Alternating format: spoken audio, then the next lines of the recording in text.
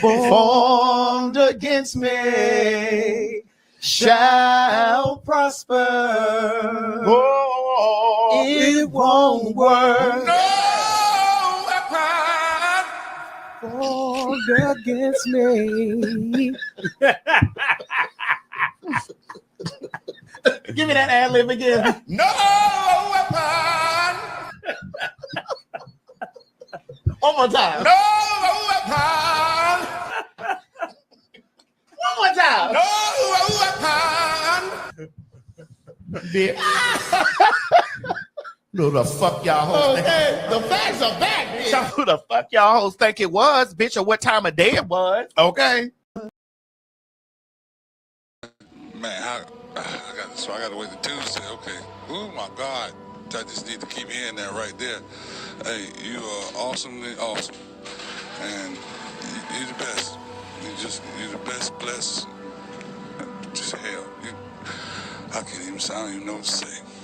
Had a vision from 20 in the morning, thinking I'm a little sister in morning. Struggling with realities, no melodies, holidays ain't the same, everything's changed. No Bowie, no Prince, and no Michael, no Andre Crouch and the Disciples, no Walter, Edwin, or Jericho Lee, no Whitney, no George Michael. Toys R Us gone bankrupt. Damn, they Guitar City went bankrupt. Everything from my childhood's missing, man. Man, I swear it's such a fucked up feeling, man. I'm not mad, it's a simple observation. And I'm not sad, but it's not a celebration. I'm just trying to put the pieces back together, man. Everything's falling through my fingers like sand. It seems so tighter that I'm gripping. It seems the more that I am slipping. I feel like I lost everything I love. And where's this alleged agape love? And churches ain't the same. Gospel music just ain't the same. R&B, it just ain't the same. But y'all keep telling me it's the same. But I ain't feeling nothing, damn it. And I don't wanna reach up and grab it. Shots fired, get to ducking. Always knew they were up to something. This ain't no future in your frontin'. And y'all know you still out here fool. I'm not a baby, bro, I'm grown. Don't leave me standing out here alone. That's why I wrote this song. Because I know I'm not alone. What are we out here doing?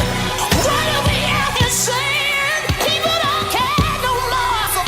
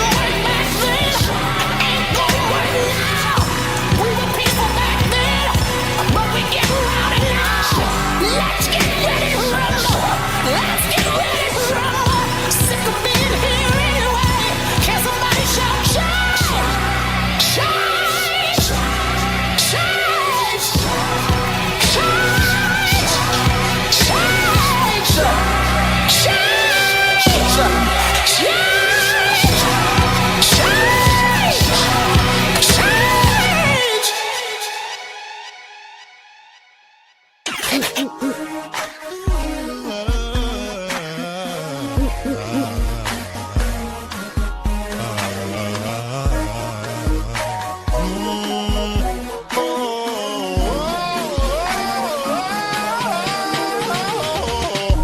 took a hit for the team. Took a bullet for the dream that we would one day all be free. Free from prejudice, free from sexism, free from bigotry. I die for creativity. I die for freedom to be free. I died and left a legacy. Oh, but baby, I'll still live through technology.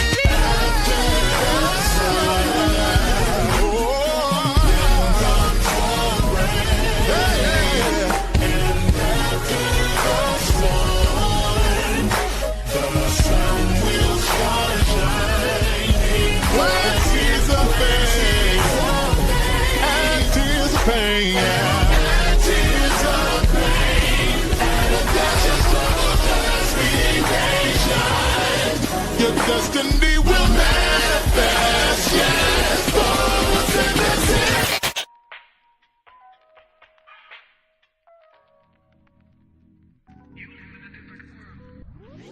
What's going on? What's going on? What's going on? What's going on? Everybody, what's up? Short Stack Revolution. What's going on in this BI? Okay, we are live again with the redo, y'all. Last night it wasn't right, but that's okay because we got it right tonight. Amen. Okay. I'm glad to be in the building. I'm glad to have this conversation. First of all, shout out to Tit for Tat and Queen Stevie for being the inspiration for this live. Even though this is a conversation that we should be having, I'm grateful that we're having it today. Okay, but before we go forward, let me go ahead and look in the comments real quick. We got King Aries in the building. What's going on, King Aries? Glad to have you here. We got Queen Stevie who just popped up in the back. I see you, Queen. Glad to have you here. We got Queen Spicy. Queen Spicy. We got you. What's going on? Let me put this music down some. Can y'all still hear me? Hopefully I'm not too loud. Let me put this down some. There we go. Maybe I was too loud. Hopefully you can hear me. But we got Queen Spicy in the building. Okay, y'all, I want y'all to sound off in the chat. Okay, I want y'all to sound off in the comments. Do what you do. Share what you believe. We are here to have the congregation, girl. We are here to have the conversation with the black delegation, okay? There are going to be different type of ways of thinking, which is what we need. We don't need everybody to be thinking the same way in reference to the outer expressions. We need everybody to think the same way as far as the core thing of what we're going to do, to build upon. But as far as those branches, we're going to need the branches.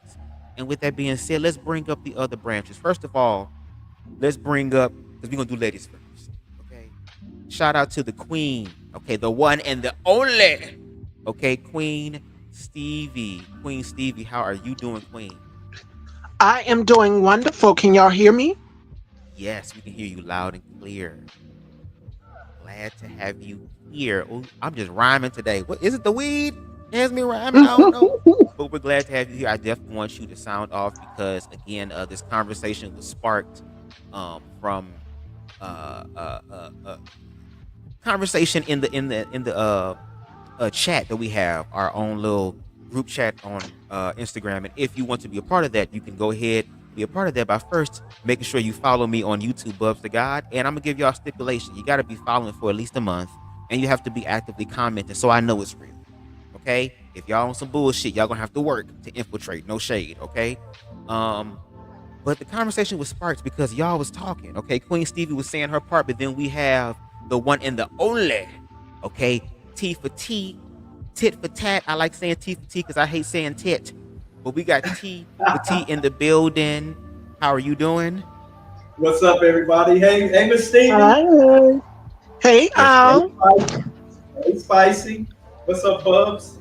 Glad to have you here because you were sharing your thoughts. Now, for those of you who don't know, y'all need to go ahead and go over and subscribe to Tit for Tat, okay? He's recently been showing us what it looks like to be on, you know, the foot to the ground, boot to the ground, out there with the people, out there protesting And he shared a very strong point within the group chat as well, as far as, look, black people, eventually we're going to have to fight.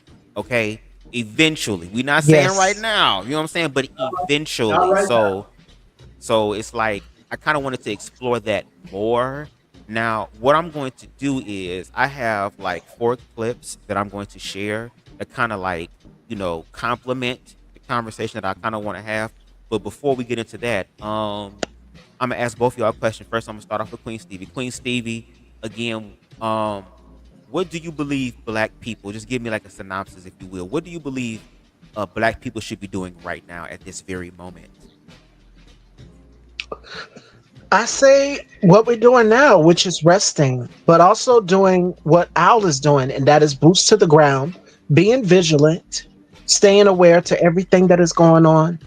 But we just can't sit out because they're going to try us. Like one of the articles that I sent in the group chat says that Donald Trump is now considering deporting Americans. So, Mhm. which Americans are you talking about? Because you basically have got rid of all of the Latino, Mexican, Venezuelan immigrants out this country. So, who's next? All eyes are pointing towards black people. So, like Bubs just said, it could be time for us to fight. And this man is already, well, I'm just wait till we watch the video clips because my biggest concern right now is April 20th. Like, I couldn't even do my interview yesterday, barely. I got through. I tried to take it out of my mind and block it out of my mind, but it's alarming. And I think that everybody should know exactly what's going to take place on April 20th. April 20th is not just Easter Sunday, but it was also Adolf Hitler's birthday. And Donald Trump Oh wants wow. to do a military parade that will be in June. So this military parade, one of the video clips I also sent was from the DC mayor, Mayor Muriel Bowser, and she was being interviewed by one of the press journalists that was in the White House when Donald Trump was there his first term, April Ryan, a black female news reporter, and she was talking to Mayor Muriel Bowser in DC, and if I heard her correctly, I said tanks. She said tanks. So, what are those tanks for? A lot of questions that need answers. What are you using the tanks for? Exactly. And if you put two and two together, I can't say what I'm thinking he's going to do with those tanks on this application right here. Because I feel that's probably what happened to my channel because of me speaking out. I can't even see my damn Mm, videos. wow. But That possibly could be. yes, Mhm, mhm. Okay. So, because I'm so not this, shadow banned. But I'm sorry, go ahead. um, so do we have a minute for me to read this about April 20th? What's about the, what is possibly Yeah, go about to ahead. go Share down? share the We got information. like Yes. we got like 2 or 3 minutes for me to read this, Yes, most definitely. Go and ahead. then and if I fumble a little bit, just ignore me because I do fumble over my words sometimes. So, You but good. but this is an article, and they had a discussion about this that about April 20th, 2025, about the Insurrection Act that Trump is about to, or at least he wants to, and he probably will come April 20th, try to implement, this, this Insurrection Act. So I'm gonna read this. Mhm. I really wish there was a way to go into the hands of every American before April 20th. And it says part one, on April 20th, 2025, the United States may cross the point of no return. It sounds wild, maybe even crazy, but every step is already in motion. I'd be happy to be wrong, but if this is correct, you'll be ready. On April 20th, 25, the United States may initiate its final steps into authoritarian rule. That's the day Donald Trump's advisory committee is expected to release its findings on whether he should invoke the Insurrection Act, a move that will allow him to deploy the military domestically and allow Trump to impose martial law. And as his 2 months in office has already shown, he won't stop at just a legal opinion. Expect an executive order even the same day or the next, officially declaring the Insurrection Act, restricting freedoms in the name of restoring control of the border and perhaps in blue state cities, and setting the larger plan in motion. Of course, this won't be framed as an attack on democracy. It will be packaged as a necessary response to crisis, as authoritarian takeovers always are. But once it happens, there's no going back. This will be the point of no return. The roadmap for overthrowing a democratic government isn't new or theoretical. It's a well-worn playbook tested and repeated across history by those who crave power more than liberty. After rejecting it initially, being incredulous, I have realized there is too much evidence suggesting this may be what's happening now to remain silent. Telling other people what may be happening so they can recognize it, and maybe together we can stop it, is my entire purpose here. This is part one of what has turned into a series. It's called Their Coup Playbook, how they quietly killed the Constitution in the coming weeks and months. This is how democracy ends. It won't all happen in one night.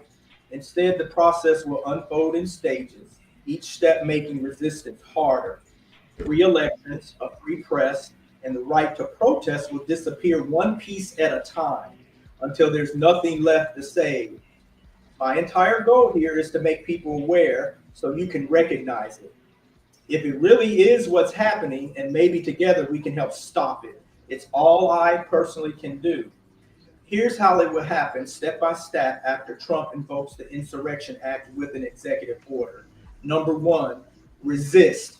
Demonstrations grow. Just as planned, left-leaning and even more centrist people will be alarmed. Peaceful protests will be organized nationwide, as they already have been being organized now, with growing numbers of people joining protests each week. The calls to resist will grow louder, and large-scale demonstrations will begin forming in major cities. This is exactly what Trump wants. He didn't invoke the Insurrection Act sooner because he needed his opposition to gather first, so he could use them as a tool for his next step. He also waited 90 days instead of invoking it on day 1 as Project 2025 recommended, so he would have his people in place and remove those people who would oppose them in the government, military, courts, and civil positions. His cabal is waiting for a strong reaction. They want massive unrest. They need a justification to kick off the next steps in their plan. Number 2, the false flag crisis. Turning protests into terror. The protests will turn violent quickly, maybe in a day, maybe during the next big protest the following weekend. This will turn violent not because of the protesters, but because they will have been infiltrated by agents, provocateurs from militia groups like the Proud Boys, whose goal is to escalate as quickly as possible and give Trump and his cabal an excuse to trigger the next stage. Expect terrorist bombings, targeted assassinations, or high-profile acts of violence, either staged or exploited to justify the crackdown. There may even be an extremely high-profile assassination of a leading right-wing leader that changes everything in a moment, and that woke radicals will be blamed, and the country will rally around more extreme measures to bring back order and control. The media will be flooded with images of chaos, pushing the public into a state of fear. Calls for order will follow. Number 3, Trump declares expanded martial law and calls for militia to assist the police and military. Trump has already invoked the Insurrection Act, so he now declares even more extensive and repressive martial law and orders troops into major United States cities where most oppose him, branding protesters and opponents as seditionists, traitors, and the woke mob. He will call on good Americans to grab their guns like the Patriots of 1776 and join the militias forming to restore order and take back control from the leftist threat. Using militias also gets him around resistance from military leaders who might oppose his orders. The militias already exist: the Proud Boys, Oath Keepers, Three Percenters, and others. And they are not the same distant fringe. They were at January 6th. The most extreme and radicalized are all released from prison now. They are ready to roll and to answer Trump's call, which they were waiting for 4 years. The militia members are your neighbors. The difference between them and you: these neighbors own and have been training with AR-15s. You and your friends, not so much. This will be framed as help the police and keeping order. Law enforcement will quickly welcome them, or in some cases will deputize them with Trump support. Number 4, mass arrest of opposition leaders, journalists, Democratic officials, and activists will be arrested under charges of sedition, terrorism, or inciting violence. Expect Mark Milley, Liz Cheney, and Adam Kissinger to be arrested quickly and with great press coverage. How long the show trials take is probably a good measure of how much control Trump has established over the courts. Key Democratic governors and attorneys general will be removed first, ensuring no state-level resistance. Law enforcement and military ranks will be purged, with loyalty tests ensuring only Trump-aligned officers remain. I'm almost finished here, y'all. Military and National Guard take over major cities. Expected deployments in Washington, D.C., New York, Chicago, Los Angeles, Philadelphia, and other blue state strongholds. Curfews and lockdowns will be imposed, justified as measures to restore peace. Checkpoints and military policing will become the new normal. Expect them in particular along major highways going to Canada or Mexico and in red states to identify and detain the seditionists, traitors, and people of questionable loyalty. Trump's building of detainment centers in Guantanamo and expansion of the 106 other ICE detention centers was not actually intended for illegal migrants. Ooh, if you hear that, if it was not actually intended for illegal migrants, that means it's intended for us. Yeah.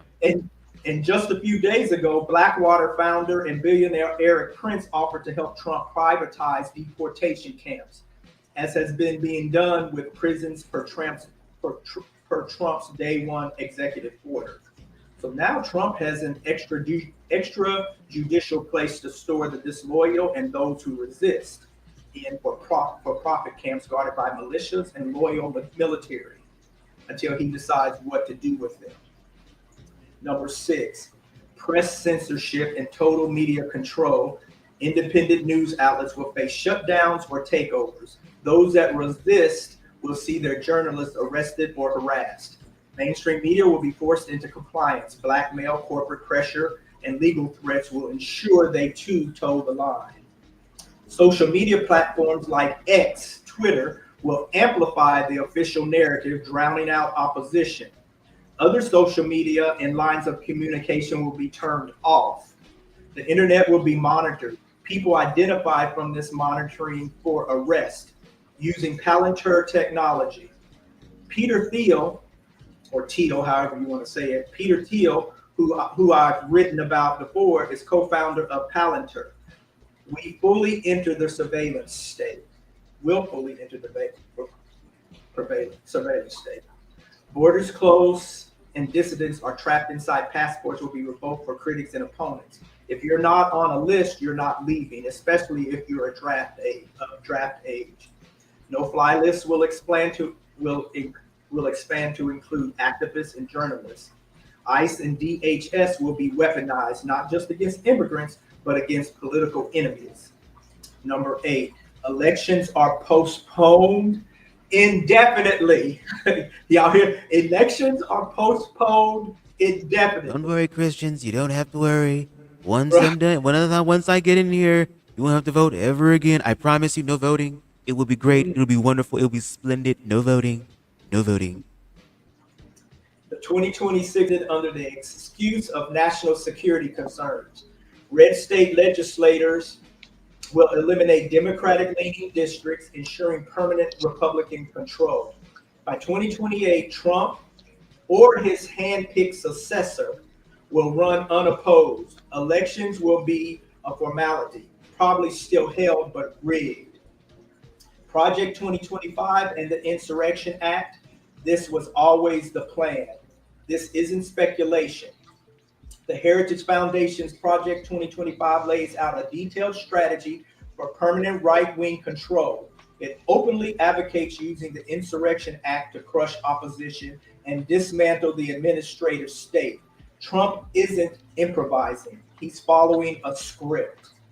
We can't wait. The time to act is now. We can't sit back and wait for Trump to fire the starting gun, because once he does, it will already be too late. We need to prepare now. We need to plan now. We need to dismantle his plans before they begin. We have 1 month.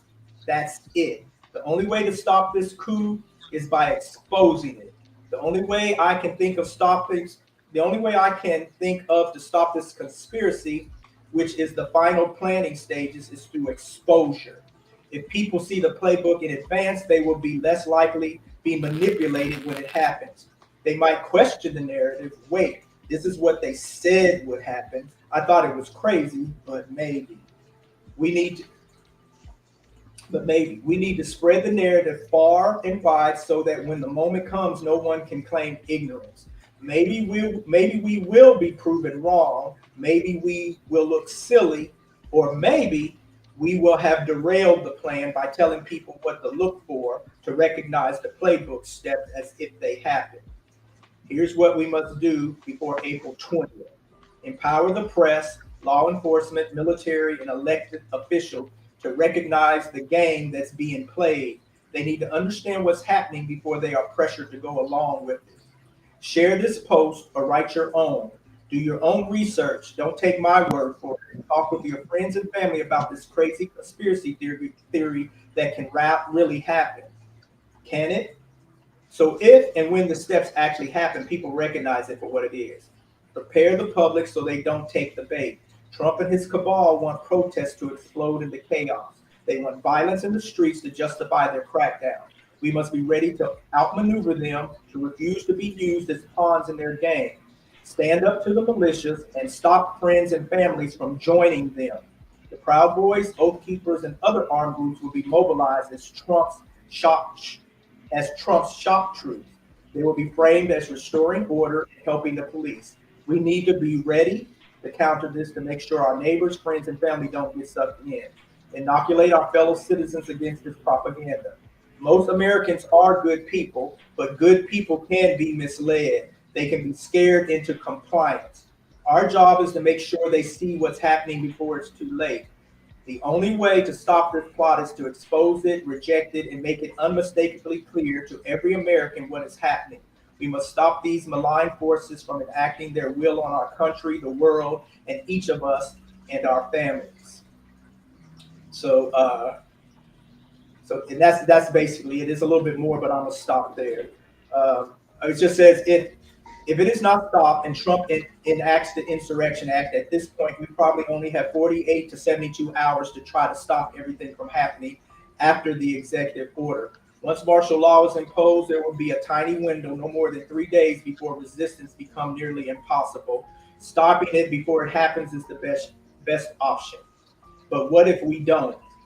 And he just says he'll tell in his next post, what that is. But I thought that was very telling.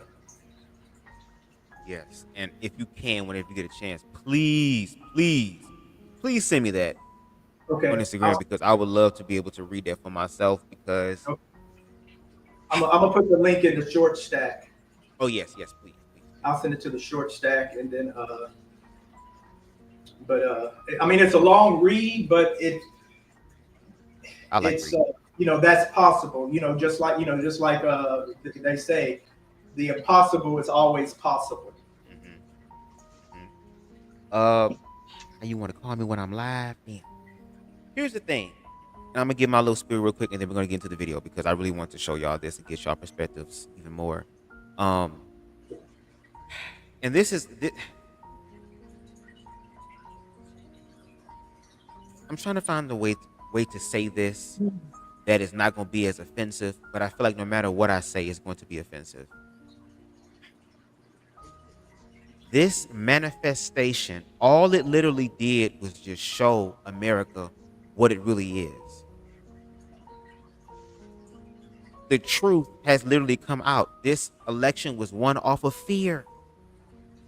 And just like you said, there are some people who are going to continue that ride of fear into compliance.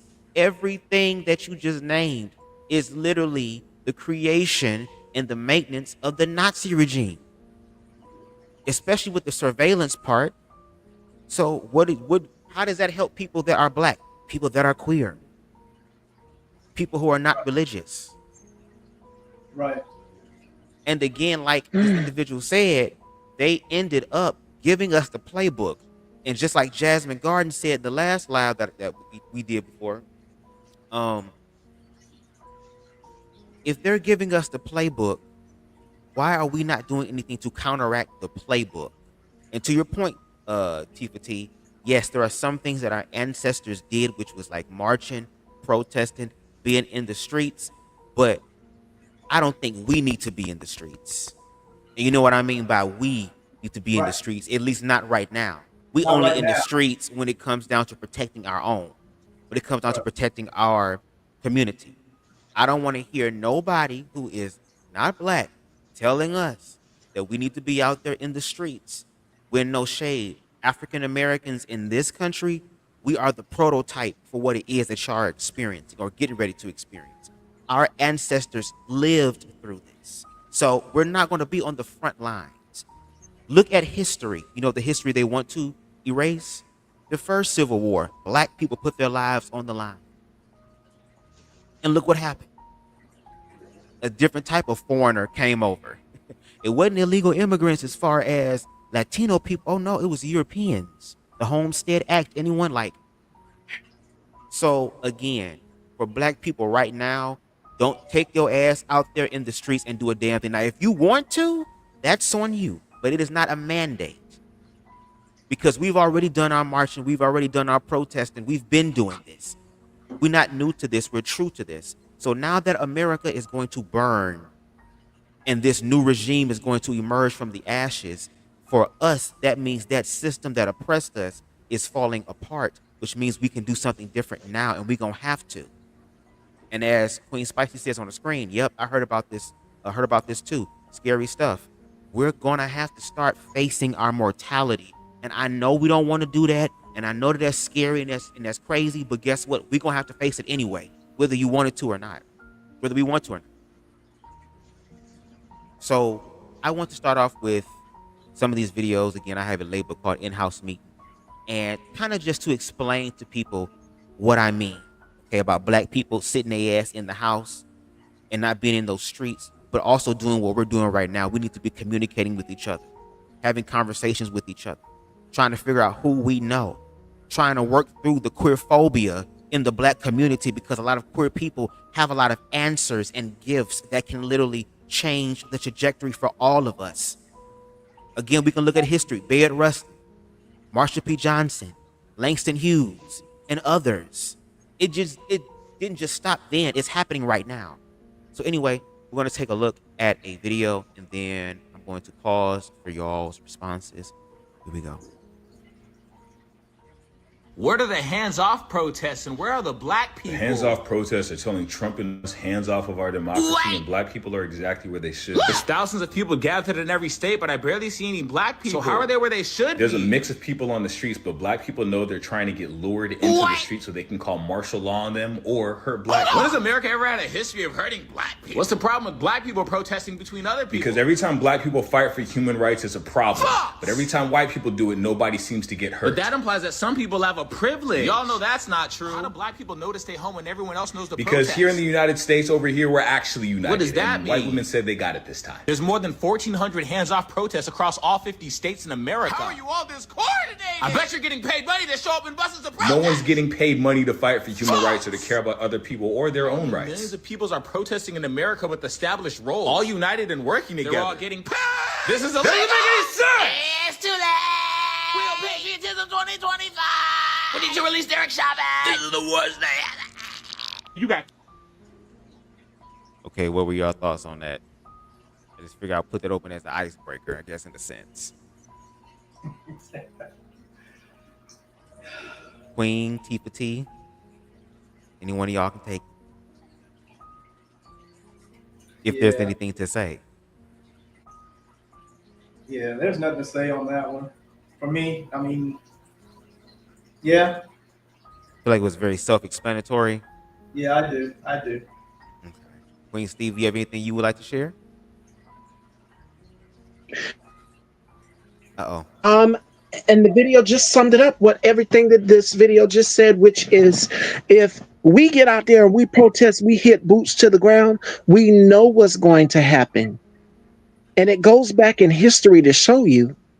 We've had dogs turned on us, water hoses turned on us. Our ancestors have been through this. Black people are doing another resistance, and it is finding joy. But in the midst of finding joy, we must also be vigilant, because they are snatching people up off the streets, even though they're American citizens. Like a black woman was detained. They are detaining black people as well too. So what, you going to detain your supporters? I would love to see him try to detain his supporters. And this individual right here on this screen, is that Killer Mike? Killer Mike was one of the ones who was out here anti-Kamala, right along with Cornel West, Jill Stein as well too. Y'all right along with him, right along with Donald Trump, especially Cornel West and Jill Stein, for the pro-Palestine, pro-Gaza movement. This man has said that he is going to make Gaza, what is it, Lake Strip property. Him and Bibi Netanyahu, they have been talking. They have been in the cahoots. We know this. Yeah, I think. So, in order for us to get out of this situation,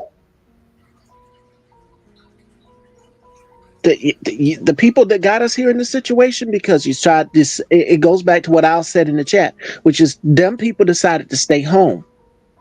Some of y'all voted the couch.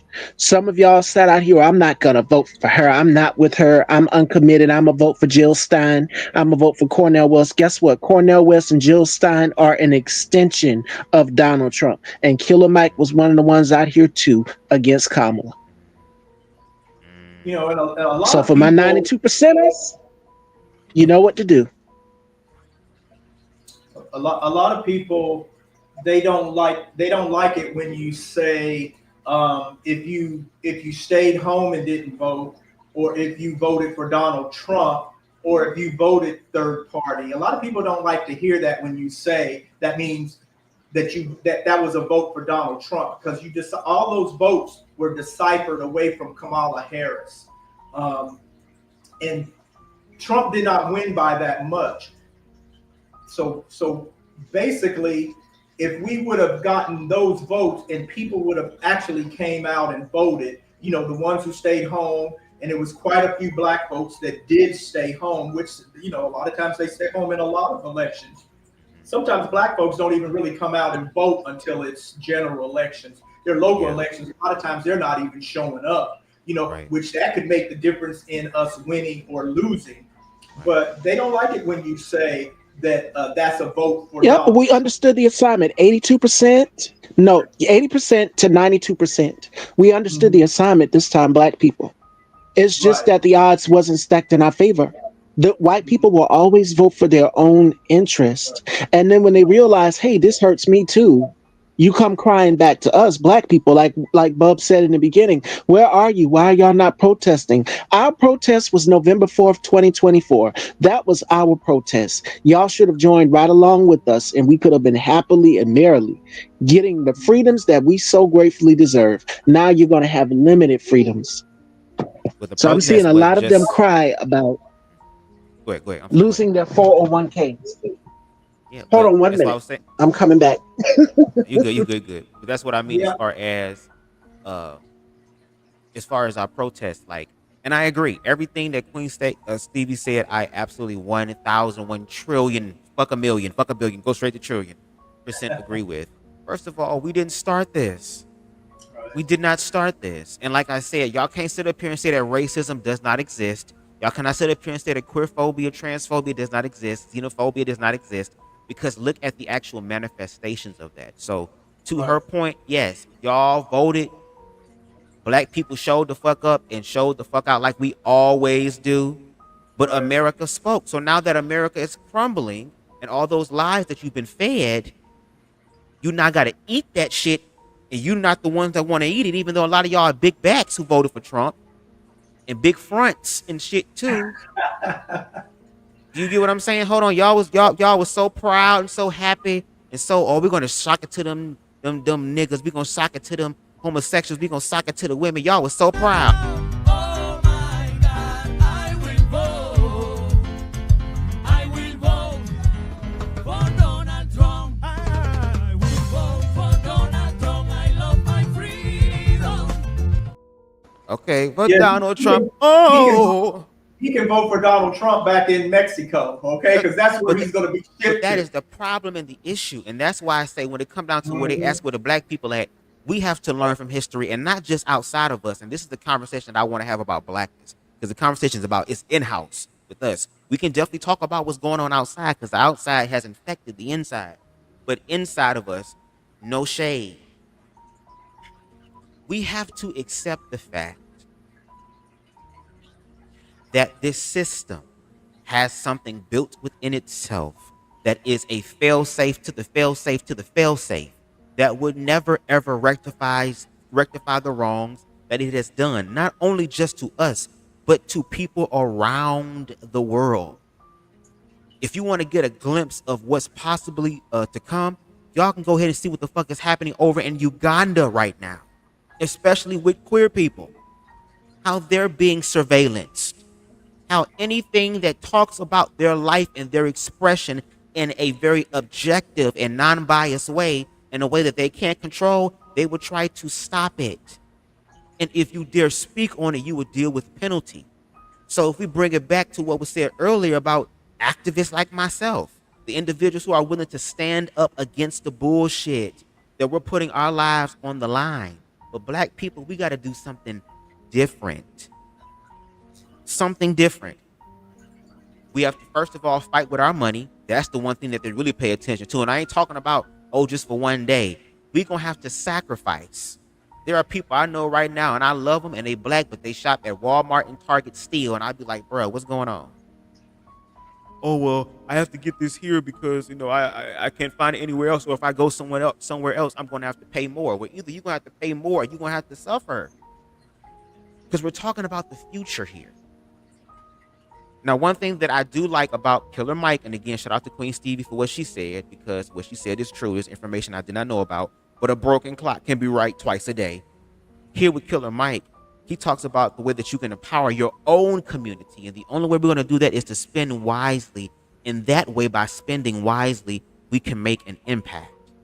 Let white America save their damn country, because this country, this system does not want us. I don't know how many times we have to understand that. There is nothing that we can do to where this system is going to actively accept us unless this system is changed from the inside out.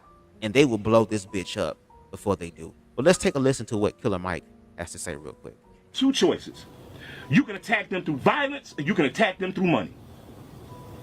Now, everybody's not afraid to kill each other, but we seem to be afraid to kill a clear and open enemy.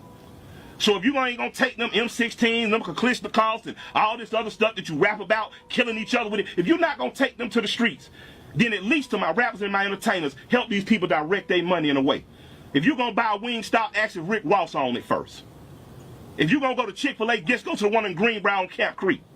But don't allow a dollar of your money to leave your community again and to these dogs that ask for your vote, to these dogs that ask for your money, and to these dogs come begging for you to get back into their economic system. Don't you spend a dollar. If you're going to buy some hair, buy it out of a trunk from a black person. I agree with that. I kind of want to start off. I agree with that. Find your money and keep it within blackness. There are so many black talented individuals, black architects, black entrepreneurs, just people who are black who also have knowledge of skills and trades in reference to building things and maintaining things. We have to focus more so on that. Now, no shade. If you gay and you eat Chick-fil-A, I don't trust you. No shade. I'm just going to say that. But and then he said Rick Ross, and then Queen Stevie talked about Rick Ross, and I said, oh shit, maybe I should have thought about this damn clip before I put it up.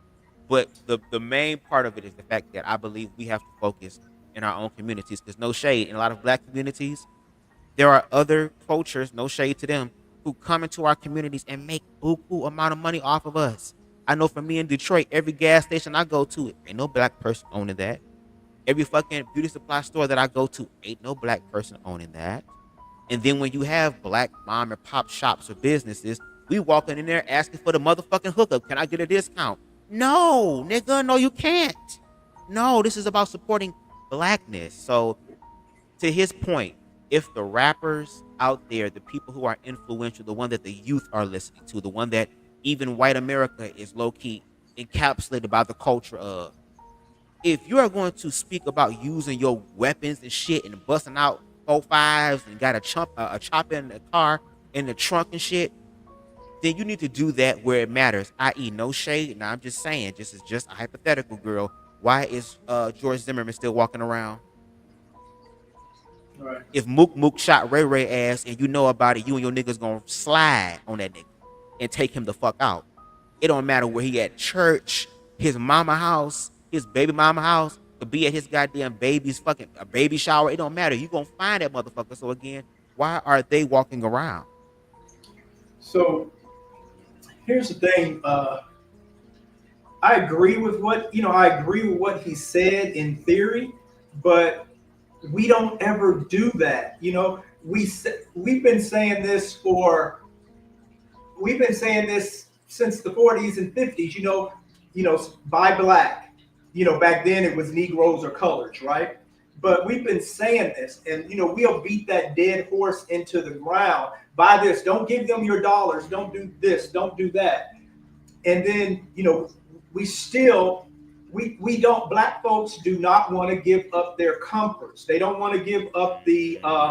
They don't want to give up their adjacents to whiteness. They'll get on these platforms and they'll say all of this stuff. They'll say, don't buy this. Don't, give your black dollars here. Do this, do that. But when it comes down to it, they're going to go to Chick-fil-A. They're going to, even if they're on social media saying, I'm not going to buy, I'm not going to do this. This is going to be the day to stay home. Yeah, there's going to be quite a few that will stay home. But most, stay home or not go shop or buy on the days that they say we're not, don't spend any money today, right? But, it's just like, this last spending, this last one we had of where they say, don't, the day of no spending or whatever. I go to, I get in my car and I'm driving to the gym or I'm going somewhere, whatever. I still see black people, going in and out of these stores. They were still going and buying stuff. They were in these restaurants, that did not stop them. So even with the protests and stuff where they say, sit your black ass down, don't go out and protest and stuff, like that, with the white folks and the other folks and stuff, like they saying don't do that. But they don't even hold to their own graces. They're still out there in the stores buying things. And it wasn't just one or two I saw. You can see them going in and out, but then they'll get on these platforms and say, don't do this and don't do that. But they're not even following their own rule. And what Mike said was correct, that we should do that. The problem is too, also, we don't really own a lot of stuff. We used to own things, we used to own, with Black Wall Street. Yeah, we had all of that history and stuff, but we don't even own stuff. The Asians, they own all of it. The Mexicans own all of their stuff. The whites own all of their stuff. They have all they and then the stuff that we're buying, they're saying, go buy from the black shops to buy your hair and your beauty products and all this stuff. Well, technically, when you get down to it, most of the blacks don't even own those. Very few of those blacks own their restaurants. Very few of their blacks own their beauty salons and all this other stuff. So you're really still giving the money to the white man. Because they still really are it turns out that the Indians and the Asians own a lot of the stuff that we, the property and the shops and stuff that we shop in. So yeah, in theory, that sounds good, and I wish we could all do that, but technically, just most people aren't going to do that because black people talk a good game, but they don't want to they really don't want to give up their comforts. They don't really want to stop going into Target and Walmart. I mean, hell, Walmart, is owned by them Waltons, right? Okay. It's owned by them Waltons. And they're ripping us off and they're treating us bad with low wages and all, and everything. And the black people still go in there, because they're cheaper, whatever. Really, they're not that much cheaper, but they go in there and they're still shopping, even on the day of no shopping. Sit your black ass home and don't go shopping or don't go out to eat and do everything. They were still going in and out of Walmart. At least down here in the area where I live in.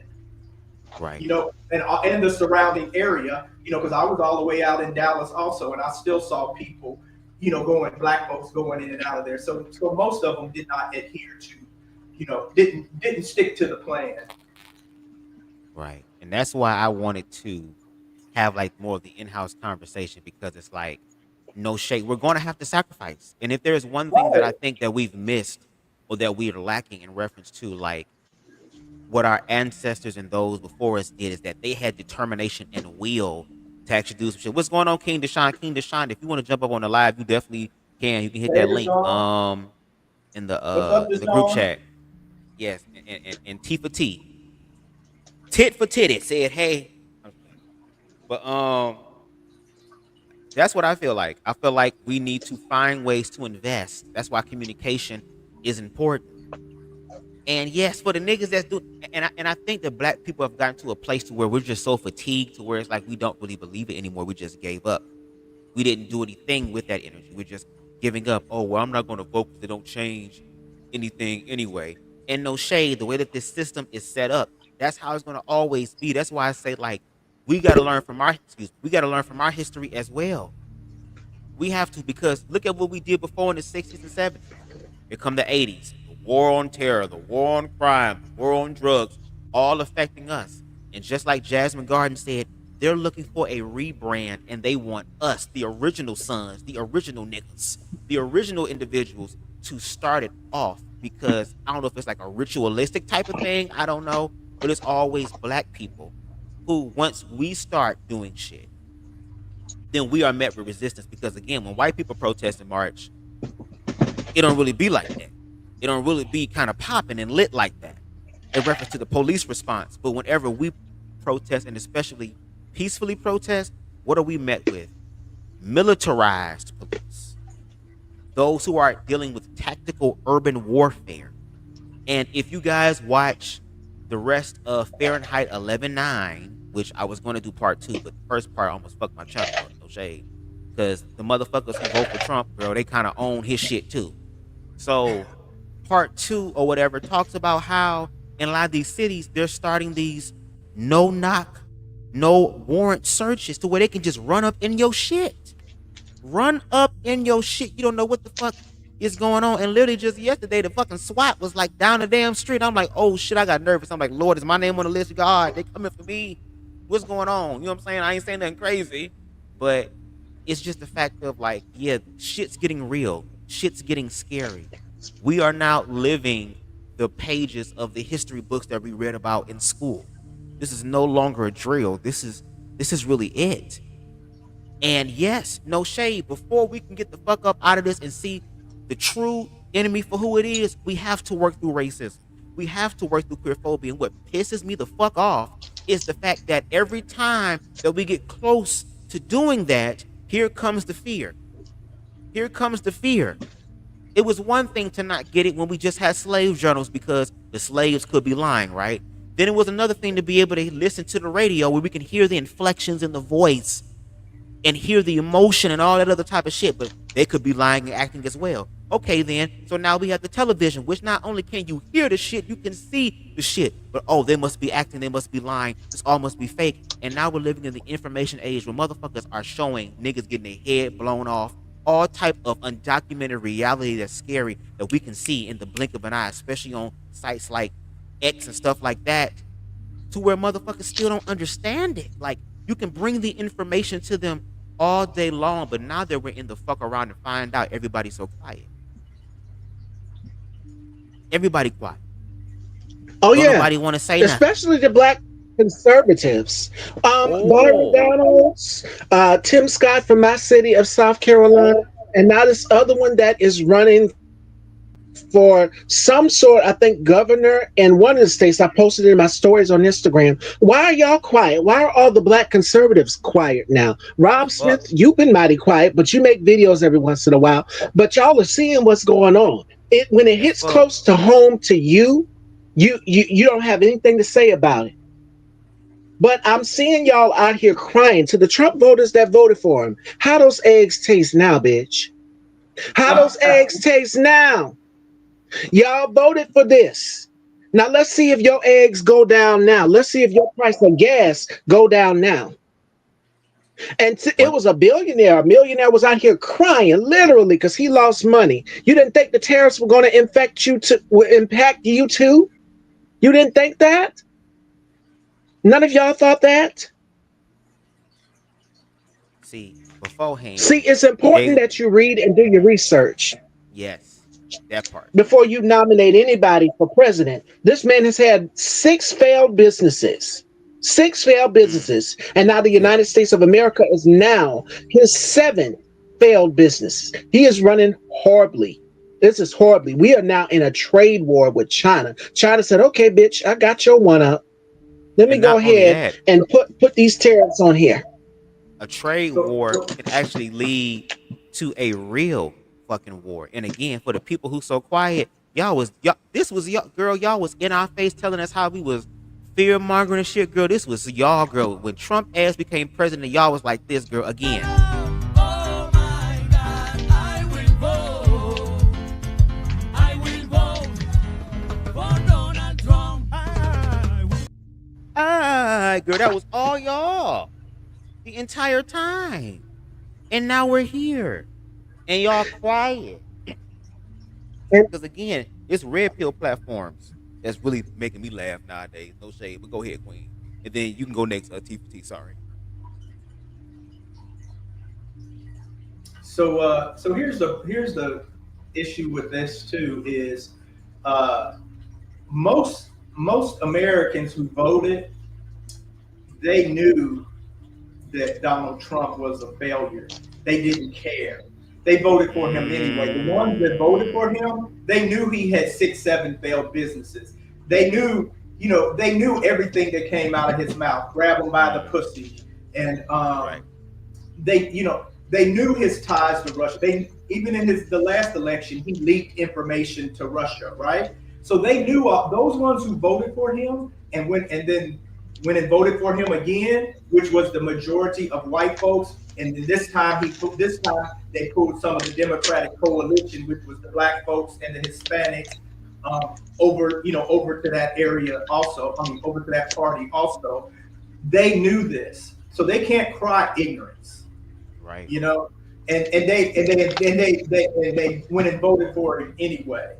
So to me, they can say the price of eggs, or they can keep saying that, and they can keep saying that. It was never the economy, and it hasn't been the economy for I'm going to say 30, 40 years. The way white folks, the way they go and vote for the Republicans, no matter who that Republican is for that Republican Party, no matter what that Republican has done, no matter their criminal history, no matter their sexual rapist history, they still went out and voted for this person. So there, that you can tell me that this was not due to racism and misogyny, because they immediately again, like they did last time when Kamala was running, they immediately went in on the sexist, misogynistic jokes and attacks. They went in on her black skin, trying to other her, and Trump, it came out of his mouth, trying to other her as something other than a black woman. And they intentionally did that, because they know there's enough weak-minded voters out there who they can manipulate, to drag them over to this, because they know that they're misogynistic. They know that there's people out there that are misogynistic and sexist. The racists, the ones with the queer transphobia, just like how they used queers and trans in this election to demonize, and demonize them, and they knew that they could bring that in with their religious aspects, so they knew how to draw these people over to their party, and they went after the uneducated and the weak. Not all of them, but a lot of them were uneducated and weak-minded, and very easily persuaded and swayed, and then that's how they get them, and that's how they turn these people into their, they're the leaders, and it's like a cult, it's just like a big old cult. Yeah, I agree. So they use this, and it's sad. Remember what I said about the occult and tapping into the occult, and how Jim Jones and Koresh brainwashed those people into believing everything that they said. At the end of the day, that's how cult leaders operate. And I wish that the mainstream news outlets would call it for what it is, because it is a cult. When the pandemic was going on in 2020, like when Donald Trump was hospitalized and then he got out, whether he had some sort of limousine or whatever drive by, and he out there, and people like, oh, I died for Trump. Listen, they already got a statue of this man. You're uplifting this man and treating him as if he is a king, a monarch, or a deity. And I know that leaving a cult can be very, very difficult. So I was reading this article earlier today that's telling people, like, you got to understand the situation, decide when to leave. Don't just sit there and wait when the fire gets even hotter than it already is. Because you may not have a chance to get out then when that happens. Seen things. Another one is Yahweh ben Yahweh, and I'm pretty sure everybody's heard about Yahweh ben Yahweh. I think so. He was a crook and a swindler, just like Donald Trump. And that's one of the survivors who survived him, came out and spoke out against him. He's no longer living. But that's how cults work. But I think a lot of us are scared to tap into the occult. A lot of people are scared. They don't know what that is. They don't know what a cult mindset or a cult mentality is. You got to create and seek a landing pad. Definitely leave and recover and rebuild. The older woman who was in when what happened January 6th, she came out and she came to her senses. Some of these people are waking up and coming to their senses. So guess who's a DEI now? Because I see that's been y'all's whole attack. Oh, the woke, the radical Marxist, leftist, communist. Look who's woke now. Look who's waking up, because you're stealing their 401k plans. And it's really going to piss people off when they find out that you're putting tariffs. It was revealed today that this man is talking about putting tariffs on prescription drugs, pharmaceutical companies. That's also in my stories. Oh, yeah, we're on your ass, Trump. And we know everything that you're doing. Everything. Every minute of it. Before I go forward, I want to bring someone else in. First of all, ladies and gentlemen, I want y'all to welcome to the show. This is going to be so corny, but I'm using this soundboard. Y'all ready? Here we go. Welcome to the show. King Deshaun. That was so corny of me. Oh, my God. Dun, dun, dun, dun. What's going on, Deshaun? You there? Hello. Testing. 1, 2, 3. Hey, Deshaun. Yes. Deshaun. I think he's getting his audio together. We'll give him a minute. But I just wanted to bring him into the conversation because I ain't want him sitting in back for too long. But go ahead, T for T, and then afterwards we're gonna get into the next video. So do y'all know what a pathocracy is? Have y'all heard of a pathocracy? I haven't. Please share.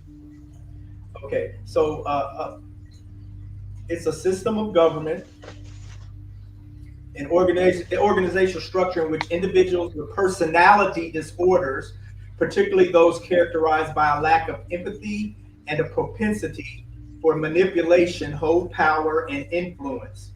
It often leads to governance that prioritizes the interests and desires of a few at the expense of the wider population. In such systems, decisions may be driven more by the personal needs of the leaders rather than by the common good. So, and that to me, that's Trump. He's mentally ill. Like I said before, he is a malignant, overt, covert narcissist.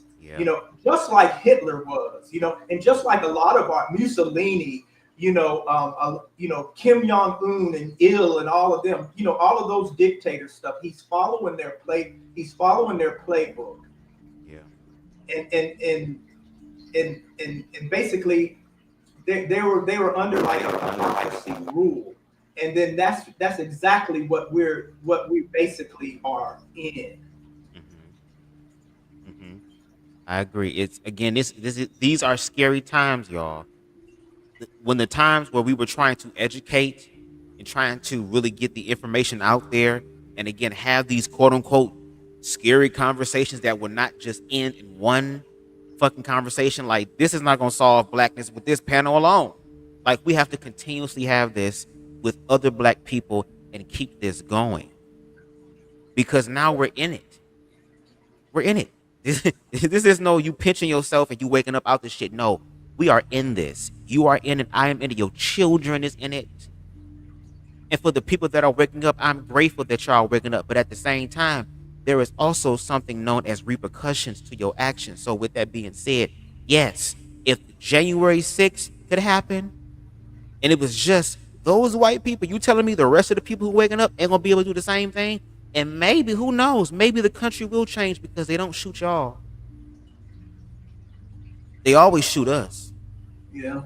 So you can't get mad at black people sitting there saying that they don't want to march, or where the black people at. No, there's a history and a pathology of this as well. And we got to change that, because again, we are all, when you went back to what you were saying, T for T, as far as black people having to go without comforts, it's going to be difficult for black people to do that because, again, we've grown up not really having shit.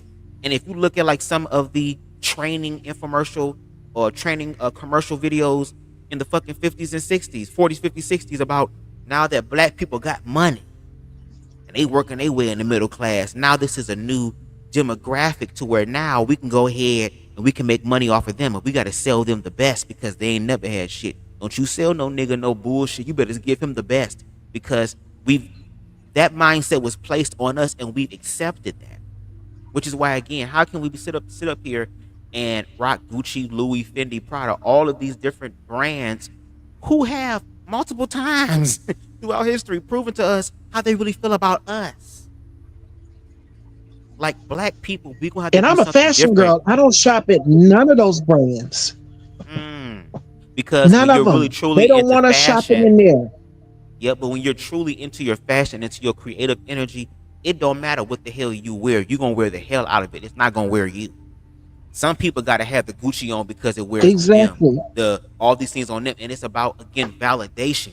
But like T for T said, validation where? To that adjacent whiteness. Because I have on Gucci and Louis, I am separate from those niggas. Just look, whether you a house nigga or a field nigga, you's a nigga. And this system created that. So again, we got to do something different. But Deshaun, hopefully you got your microphone situation together. What are your thoughts, Deshaun? Oh Lord, good Lord, oh my Lord. We gotta wait because I don't know what's going on with Deshaun. I'll put the T.S. Madison clip up one more time. And then by that time, if you good, we'll get your thoughts. If not, we're going to continue with the video. Wait, you good, Deshaun? Hello? Testing, 1, 2, 3. Hello? I can't hear nothing. All right, we're going to let T.S. Madison sing this real quick. No weapon formed against me shall prosper. Oh, it won't work. No weapon formed against me. Give me that ad lib again. No weapon.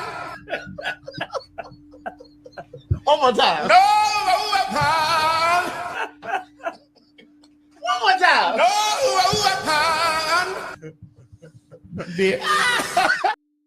No weapon. Okay. I guess this. Okay, we got Deshaun back. Let's see. Deshaun, you there? 1, 2, 3. Deshaun. Hello. Deshaun.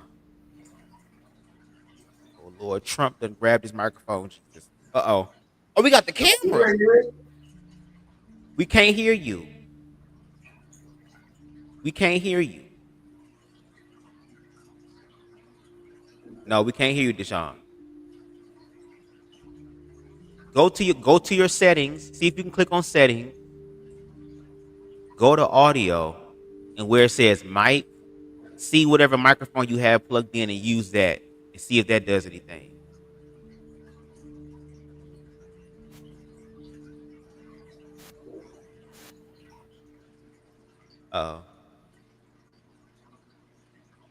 No weapon.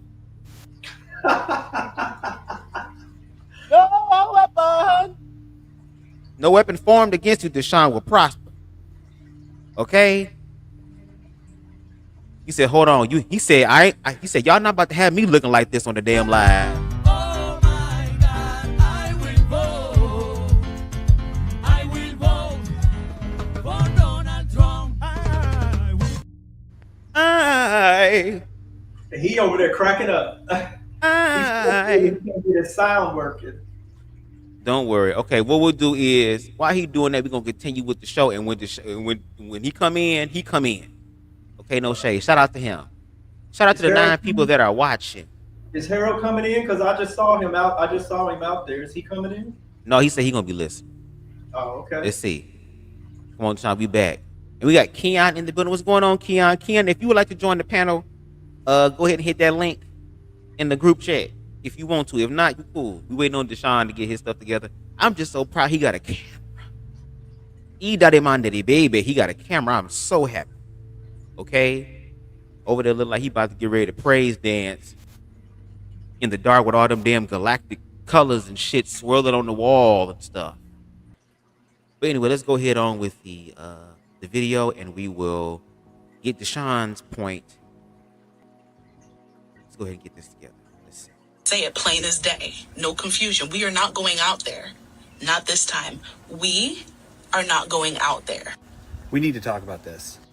I've seen several videos like this, and honestly, they're right. They've been carrying this fight against white Christian nationalism and white supremacy, state violence for generations, while people like me show up when it's convenient and then just fade back into comfort. Listen, if you're like me, this is your moment to step up, to show up in ways that don't just feel good, but actually shift power. Because white Christian nationalism isn't their fight to fix, it's ours to dismantle. I'm a pastor, and part of my job is to speak truth to power, so here's the truth. White supremacy thrives when white people stay comfortable. It grows when white people say, I support you, but don't actually put their voices, their resources, and their bodies on the line. April 5th is your chance to show up, but it doesn't stop there. Protests are the starting point, not the whole fight. Real solidarity means committing to the work every day, dismantling white supremacy in our communities, pushing back against Christian nationalism in our churches, and refusing to let marginalized people carry this burden alone. It's time to step up, not just for the day, but for the long haul.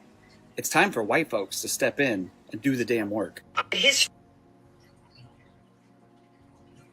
Yeah, just wanted to share that as well. Right. Thoughts?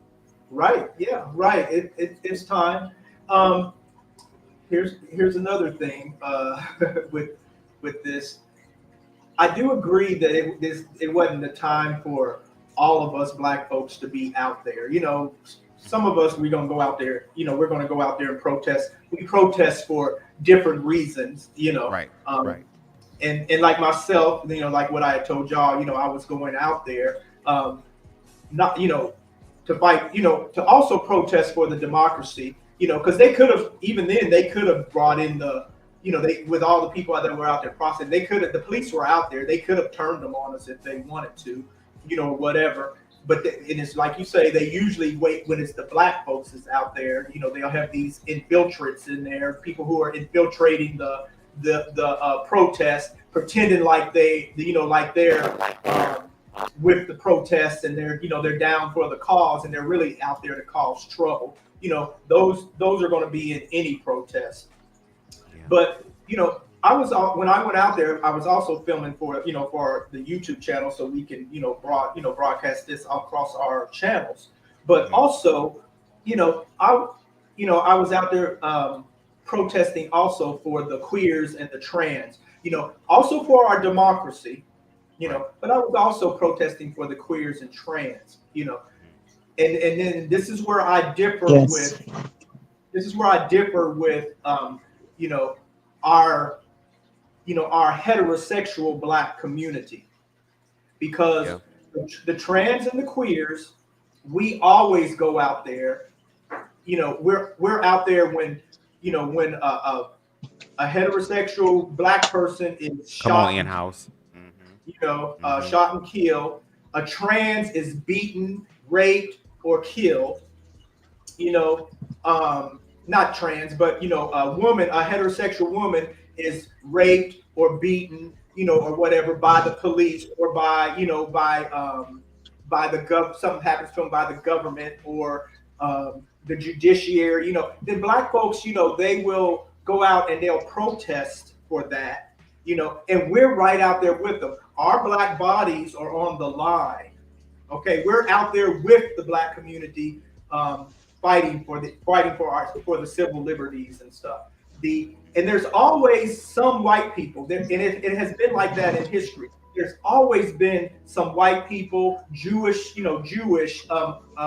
other people of color that has also came and protested and fought with us. So it is not just that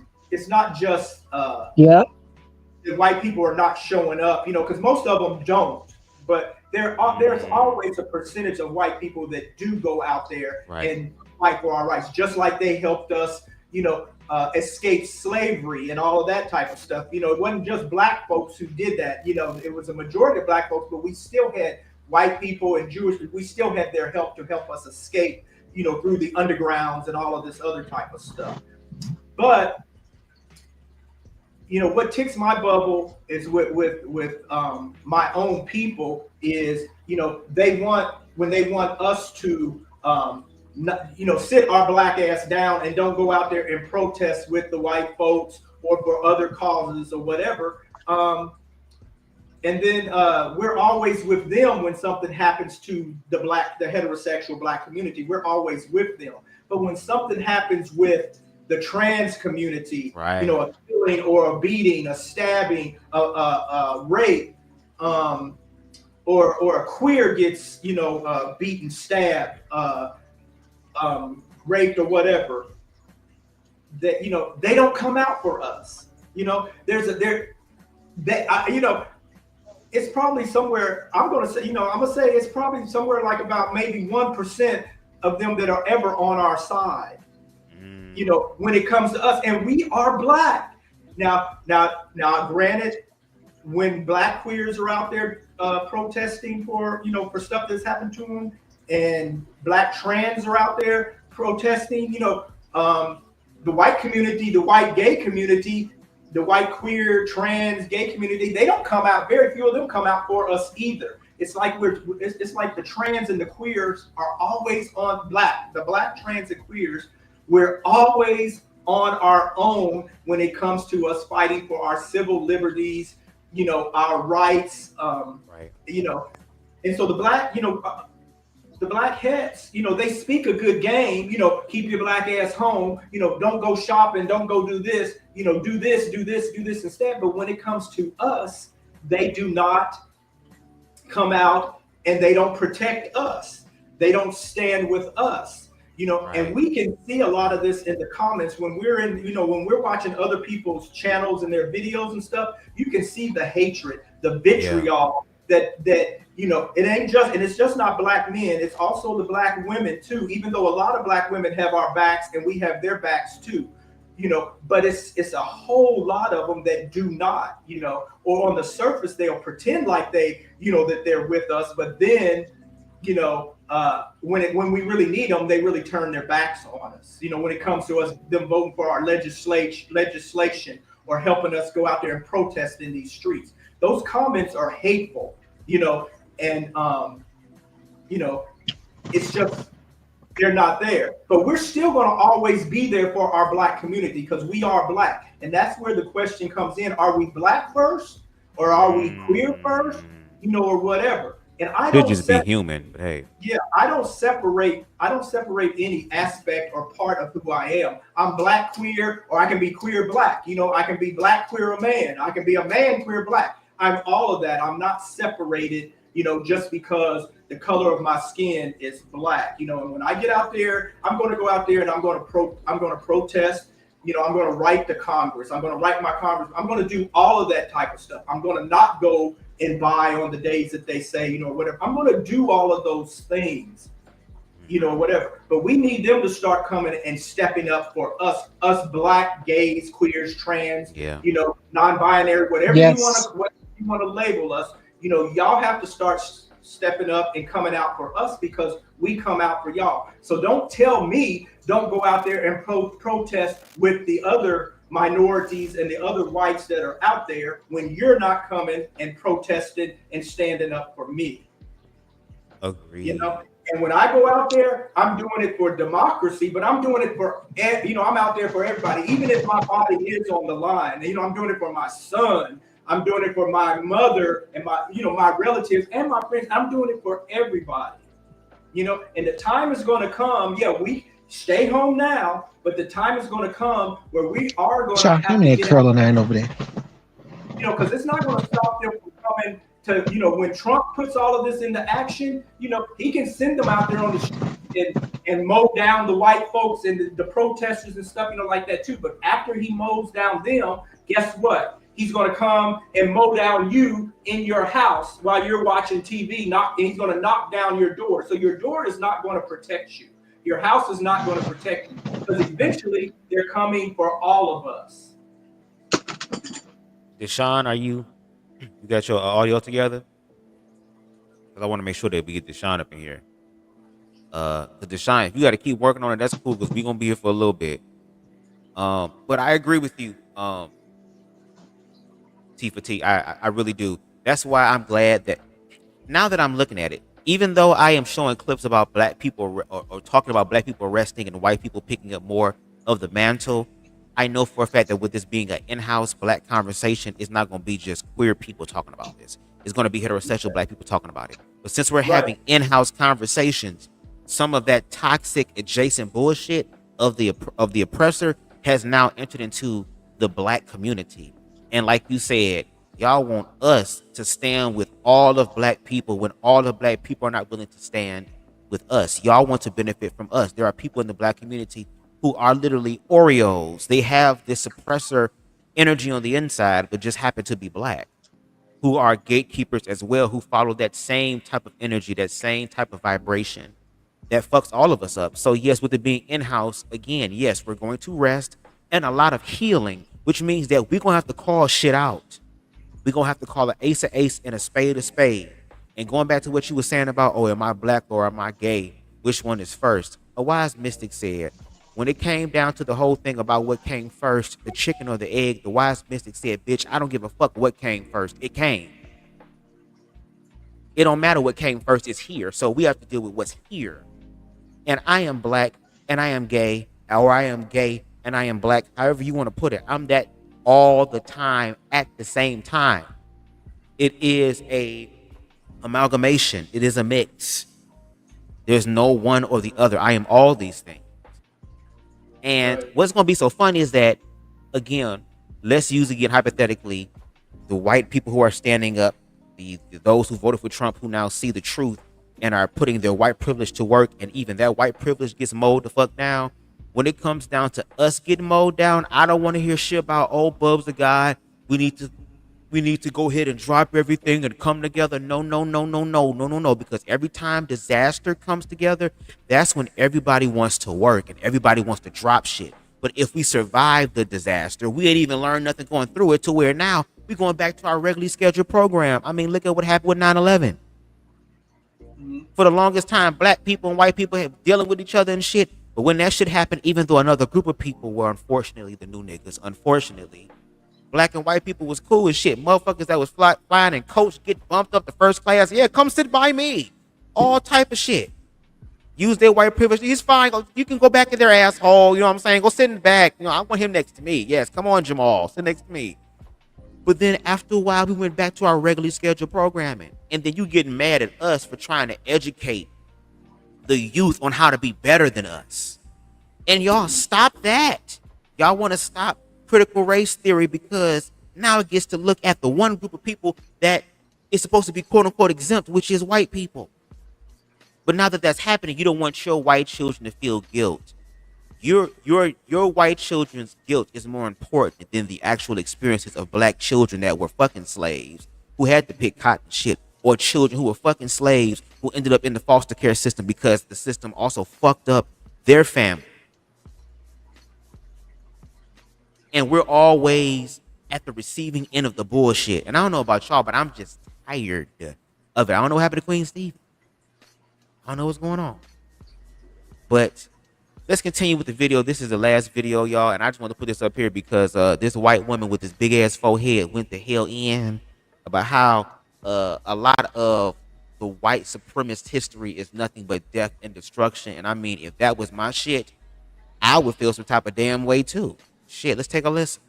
History is teaching white Americans how white slave owners raped, beat, humiliated, mutilated, murdered, and cannibalized their slaves. Accurate history is teaching that George Washington's false teeth were made out of his slaves' teeth. Accurate history is teaching that Abraham Lincoln may have said some words and signed some shit, but he did not physically do anything to free the slaves. The white abolitionists also often get almost total credit for freeing the slaves. I bet you've never even asked yourself what the slaves were doing to free themselves, and the answer to that is most of the fucking work, including giving the ultimatum of war. But then we get a bunch of white people mad that their kids might feel guilty if we teach real history. It's not about your white child's feelings. Teaching accurate history isn't about white people's feelings. But that does sound like something that someone who's only ever been taught a white glorifying version of history would counter with.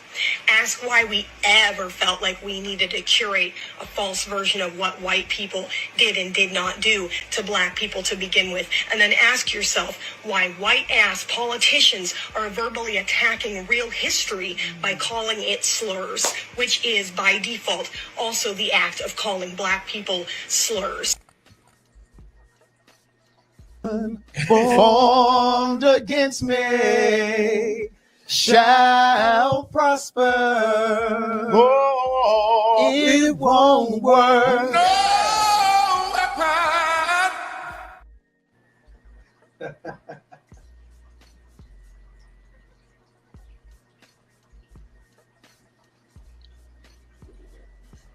Fabulous.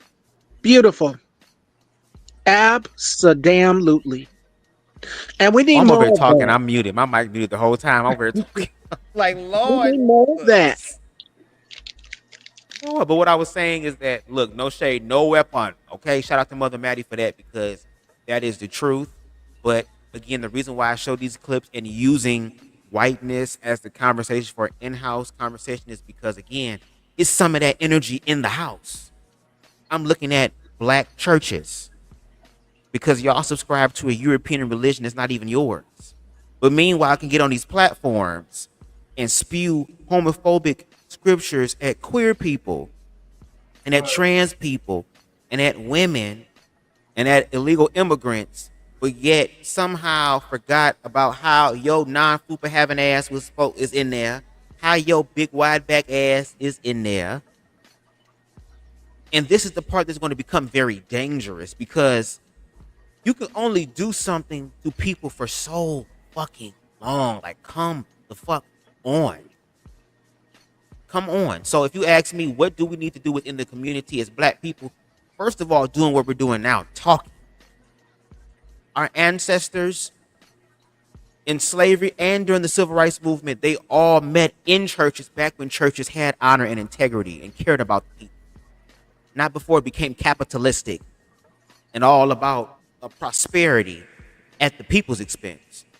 But they came together, they talked, they had conversations. I would love to be able to have these panels in person. Yes, it's cool to march and it's cool to protest because, again, you connect with other people who connect with you. But at the same time, y'all need to be meeting up with these people inside of churches, inside of classrooms, inside of auditoriums, gymnasiums, whatever you can, basements. We need to start having these conversations and having these conversations more regular and actually collabing with each other, which means that, okay, on this week we doing it on my channel. Next week we got T for T's. Next week we got Queen Stevie's. Next week we got so and so's. Like, we have to do that, and that's one of the reasons why I'm loving myself. I'm getting myself together because I want to be able to help create that safe space. And the fact that I've met people like T for T, like Queen Stevie, like Deshaun, like Keon, shout out to him, a new supporter, like all these people, Queen Spicy. The fact that I'm meeting all of y'all, it lets me know that there can be change. And even though everything is scary right the fuck now, yes, it's scary as fuck, but it doesn't have to be that way. That's why you got to love yourself, because fear is coming. And I'm talking about the ultimate fear. That's why when I had put that Thriller shit in my past lives, now that I listen to that song as an adult, it low-key describes what the fuck is happening. Not in the realm of zombies, but in the realm of there is going to be such a great fear that's going to have your ass frozen. And if you do not submit to that fear will make you submit to it. Back then, during the 2009, 2010, there were all these videos circulating around the web, and I was telling y'all about this in my past lives, as far as there were tanks and military vehicles being transported all around the country, that these FEMA concentration camps were being erected, that there were military and law enforcement that were upping their shit to be able to become more tactical in their warfare. That's not all preparation for the quote-unquote terrorists outside of us or outside of this country. This is for the individuals who are not going to submit. And like T for T said, this shit has been happening for a very long time. Again, go watch on Netflix right now. Go watch, if it's still on there, called The Family. It's about like 5-6 episodes. It talks about how all this stuff was concocted and created behind the scenes. And even using organized religion as a fact of that. Going around saying that Jesus... Oh, mute yourself real quick, Deshaun. Because you got feedback real quick, but we can hear you. Thank God we can hear you. But saying Jesus, we're going to preach prosperity in Jesus. Yeah, Jesus went before kings and warlords and all these other type of people and transformed them. They didn't transform these people in, with love. With great love have I drawn thee. No.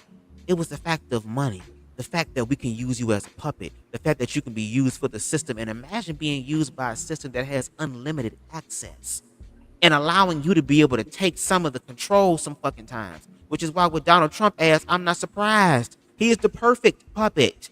He can't read. He got all these bankruptcies. He can't keep his wife happy, even if you pay for him. And he low-key subconscious wants to smash his own daughter. So y'all have Barabbas in the presidency, and y'all mad because Barabbas shit is happening. So again, for the black people that actually want to work through some shit, yes, just like how white people, by them saving this country, the only way they're going to be able to save this country is they're going to have to face racism, even though their privilege does not want them to.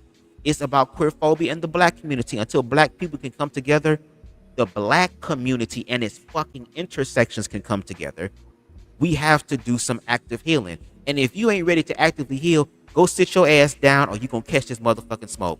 Now, Deshaun, do you have anything you would like to say? Because I know you've been wanting to talk for a minute. Well, I already predicted this. Wait, before you predict it, let me just do this real quick. I just want to do that real quick. Go ahead. I already predicted this. This was already going to happen. This was already going to be planned. You know what I mean? This was all this was all set in place for a one world government. That's all it is. It's all set in place for one world government. Divide and conquer. That's already been set in place thanks to Trump. But remember, the one world government, those people that's in power have already wanted divide and conquer any ways that was going to be set in place that Trump was going to actually allow.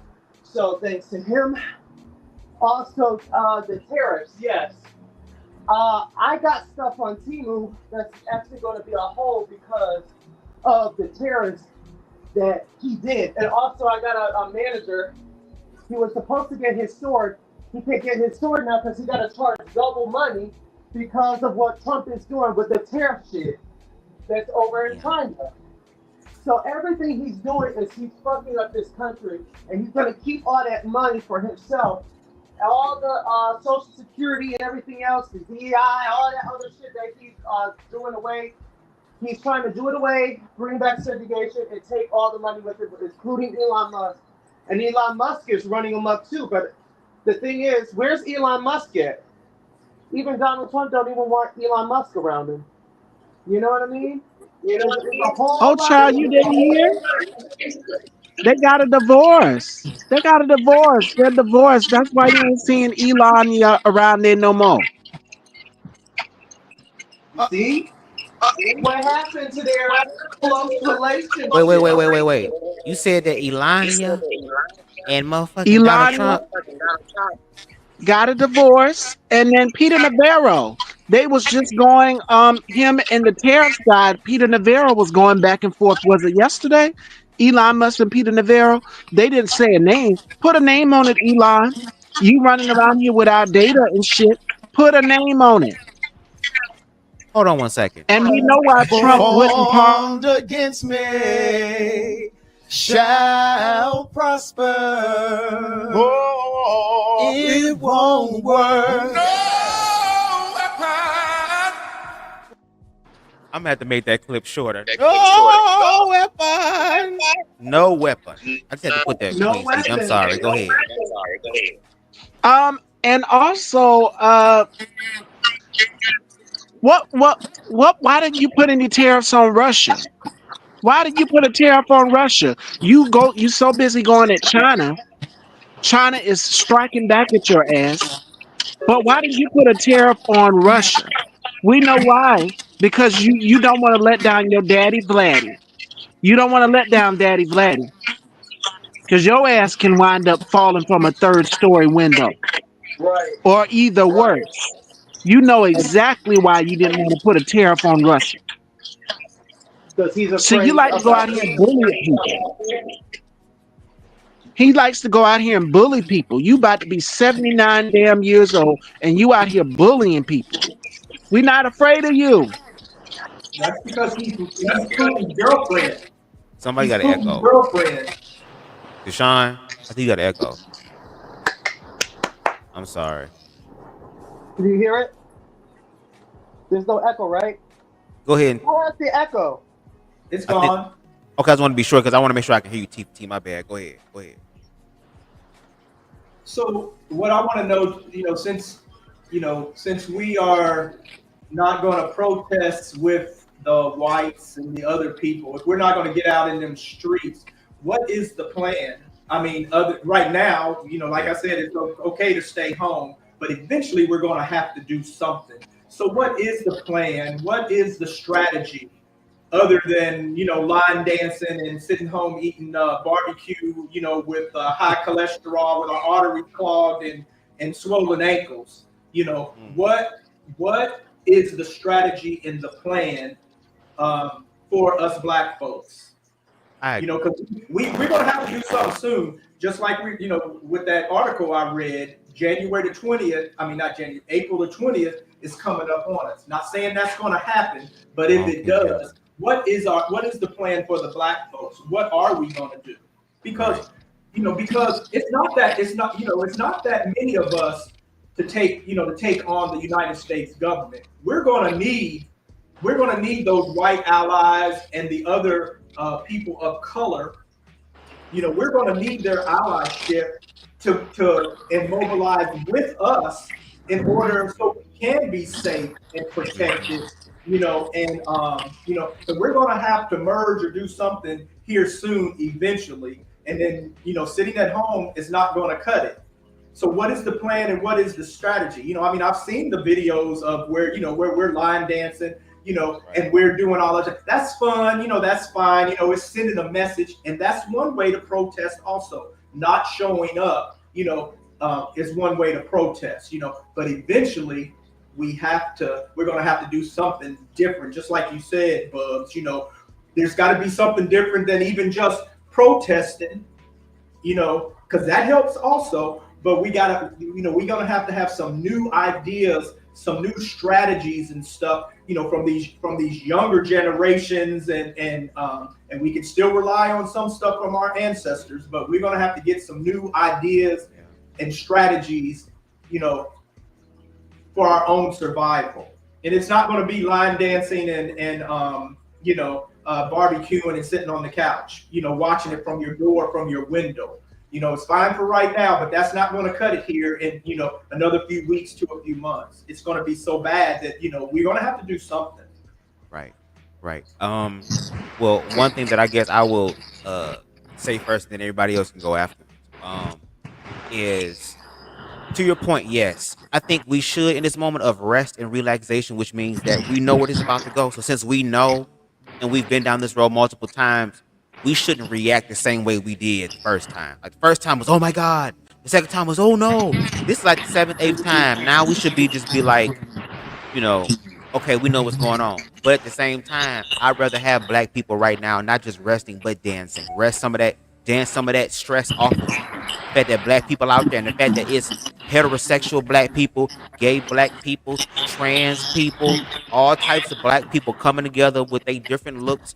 All they need in common is their damn fan and stepping in motion and being on beat. So we definitely need more of that. But one thing that I think that we can do right now, especially in the black community, is that we need to start working on the neighbor and hood again, which means that even I can do this. Again, all of us can do this. We all have room for improvement. When we start seeing black people, don't mean mug them, say what's up. It can start off very small as far as acknowledging other black people when you see them. Yeah. Standing in the gap for other black people. That also means getting to know your neighbor. That also means getting out in the neighborhood and start collaborating with other people in the community. There are people out here that's been trying so hard to get things together. Like, for example, me. I live in Detroit. I was trying to be a part of this LGBT organization in Detroit that was primarily black. But no shade, even in certain organizations, and this is not me throwing digs at them, this is just my own personal experience of what I've seen, but there can also be little accents of adjacent to whiteness even in those spaces. So again, it's about like finding people who are like-minded with you, who are different but willing to be open-minded and learning, like you said, T for T, as far as eventually we're going to have to collaborate with each other. So first of all, start getting into your neighborhoods more. And that also means sticking up for people who also are, quote-unquote, immigrants. Because not everybody who is Latino voted for Trump, even though there was some people, girl, who got bowled up in the motherfucking camera with their face, they ain't blinking nothing, girl, talking about this shit. Oh my God, I will vote for Donald Trump. Oh my God. They doing all that, but there are some people who didn't vote for that who are scared. So that also means if you see ICE, learn a word in Spanish that says ICE. Look out for your neighbor. Look out for them. Because again, once they round them up, they're not going to be done. They're coming for you. So work on neighborhood. Secondly, black people, we going to have to learn a way to be able to find out how to do self-defense. No shade. There needs to be classes across the fucking country where black people, especially black women and black youth, need to learn how to defend themselves. I don't give a fuck. There are people right now in these red pill spaces and these manosphere spaces, girl, talking about, oh, a woman, well, I'm strong, physiologically, I can get a woman's ass. You know what I'm saying? All that type of shit. But I don't give a fuck how big you are. If you have balls, you're done, my nigga. You flick the balls a little bit, you on the floor. So imagine if a motherfucker came over there and started mariachi dancing, talking about some no weapon. Formed against me shall prosper. Oh, it won't work. Shaya. Oh, Mashanya. Oh, I feel a Shakani up in here. Mashandaba. Hell no, in no way. Ain't never been a representative for me, so speak for you, my brother. Honey, I represent all the men here. Anyway. Okay, honey, I represent all the men here. Because see, my men. So it's kind of like, again, learn self-defense. If you have a good record, get you a firearm. Get you a firearm. If you don't, I need you to go to the Family Dollar, Dollar Tree, get you a pack of butcher knives. They're $1.75 now because they going up on that. We didn't skip the 50. We went from 125 to 175. Fuck the 50. So now we doing that. Get you a damn 2 packs of damn knives and shit, and have 2 of them bitches in your purse and turn into Michael Myers, Jason Voorhees. Do whatever you have to do to survive the motherfucking encounter on these people in case they try you. And then for these other niggas, for the niggas who say that they're real men, for the niggas who say that they're motherfucking, the definition of a man, and nobody better not fuck with me, whatever. If that is the case, then I need for y'all as individuals who are these real men who back in the day, whenever there were problems in the neighborhood, these people in the neighborhood knew exactly who the fuck to go to be able to resolve that problem. I need for y'all niggas to go out in the motherfucking streets with these niggas out here that's doing all this gang banging shit out of hurt and pain that y'all created, because again, the fags ain't having the children. I need for y'all to go out there and rectify that. Start with your own community. Before we start talking about what white people doing, we know what white people gonna do. That's what they've been doing. That's their MO. Now that MO has found this way over here in this shit. So now we got to figure out what we're going to do. So I suggest those ideas. Let me look at the comments real quick, and then I want to get y'all's perspectives real quick. Keon says, agreed. They want our working hands only when they are the ones affected in the bullshit. Had some circumstances been targeting only us and our wallets, most of them would be sitting back with their, oh well. Ooh. Harold says, not the false teeth being made out of the teeth of slaves. That's a different level of deranged. Hell yeah, it puts the lotion on its skin as shit. They love to act like the days of whips, lynchings, and hardcore segregation was eons ago, so that's easy to forget. He also says Vance two-faced as well, okay? He's been on record multiple times saying that he hates the guy. Now all of a sudden he's one of his #1 millions. A tale as old as time, song as old as rhyme. King Hannibal says the politics of this country won't change until money is removed from elections and politics. Agreed. There's a lot of lobbying going on. A valid third party is needed. I've been saying this because Democrats and Republicans are bought by the 1%. That's why I kept telling us we got to also do our work to realize that the system is already bought and paid for, and it will never be used against us. I mean, it will never be beneficial to us. It will always be used against us. So again, if we were to take our money, again, black people, we fucking Target up, is we not? Black people, we fucking Walmart up, is we not? Even though there's still some people going there, there's still millions of dollars being lost. So if black people got that money and we are one of the biggest spenders in this fucking country, then yeah, maybe we need to take our money and put it somewhere. Or if these motherfuckers are putting money into politics and election and ain't nobody gonna change it, well, we do the same thing in reference to a third party being able to put what we desire as the actual people of America. You know what I'm saying? To see if that will work. Because I'm all for trying to see if it will work in the system, but there's a part of me believing that the system don't give a fuck and it ain't gonna do nothing. King Hannibal says, why would I stick up for illegal immigrants? That's crazy. I mean, if those illegal immigrants are coming over here trying to better themselves and, are doing what needs to be done to be an upright citizen, even though they're legally not one, they're not harming anyone, they're not harming themselves, I don't have a problem with it, no shade. 2 more comments and we're gonna get to y'all perspective. We're going to start with Queen Stevie first. Agreed on both points. I don't have all the answers, but there does need to be some tangible solutions when we bring up the problems we see. Gotta get creative out here and listen to one another. Exactly. That's why I appreciate T for T, Deshaun, and Queen Stevie being up here, because I don't know everything. We all learning. Maybe craft our own miniature town halls in our neighborhoods.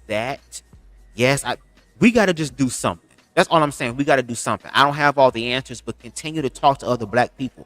Uplift blackness. When you see another black man, say, hey, what's going on? Unless they give you a reason not to. Now, some of these other niggas who voted for Trump, the ones that's boldly saying that shit, y'all get the smoke. But everybody else that is about humanity, okay, we can see what's going on. But Queen Stevie, what are your thoughts? My first thought is Stephen A. Smith is a damn fool if he thinks that somebody is going to vote for him. His ass is running for president. And I just seen it on the grill.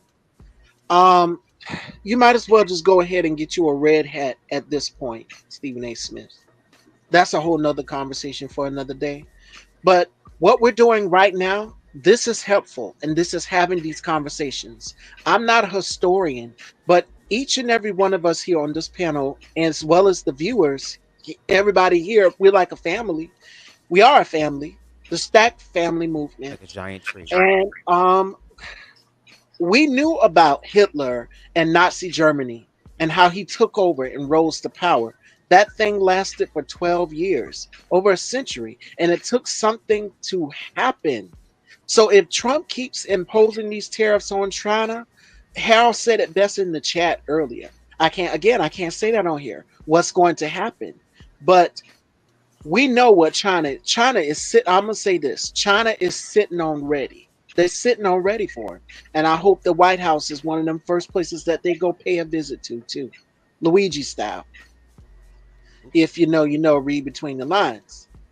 But my thing is this: you're thinking that you're gonna bully people, you're gonna beat people into submission, and it goes back to what Buzz was saying in one of the lives, which is perish or die. I'd rather die and live in my truth than to perish and just fall and be, what is the word I'm looking for, subservient to you and do what you want us to do, when that's not it. Queer people are not going anywhere. Black people are not going anywhere. And then you have the audacity to try to erase the legacy and life of Harriet Tubman. Did y'all see that?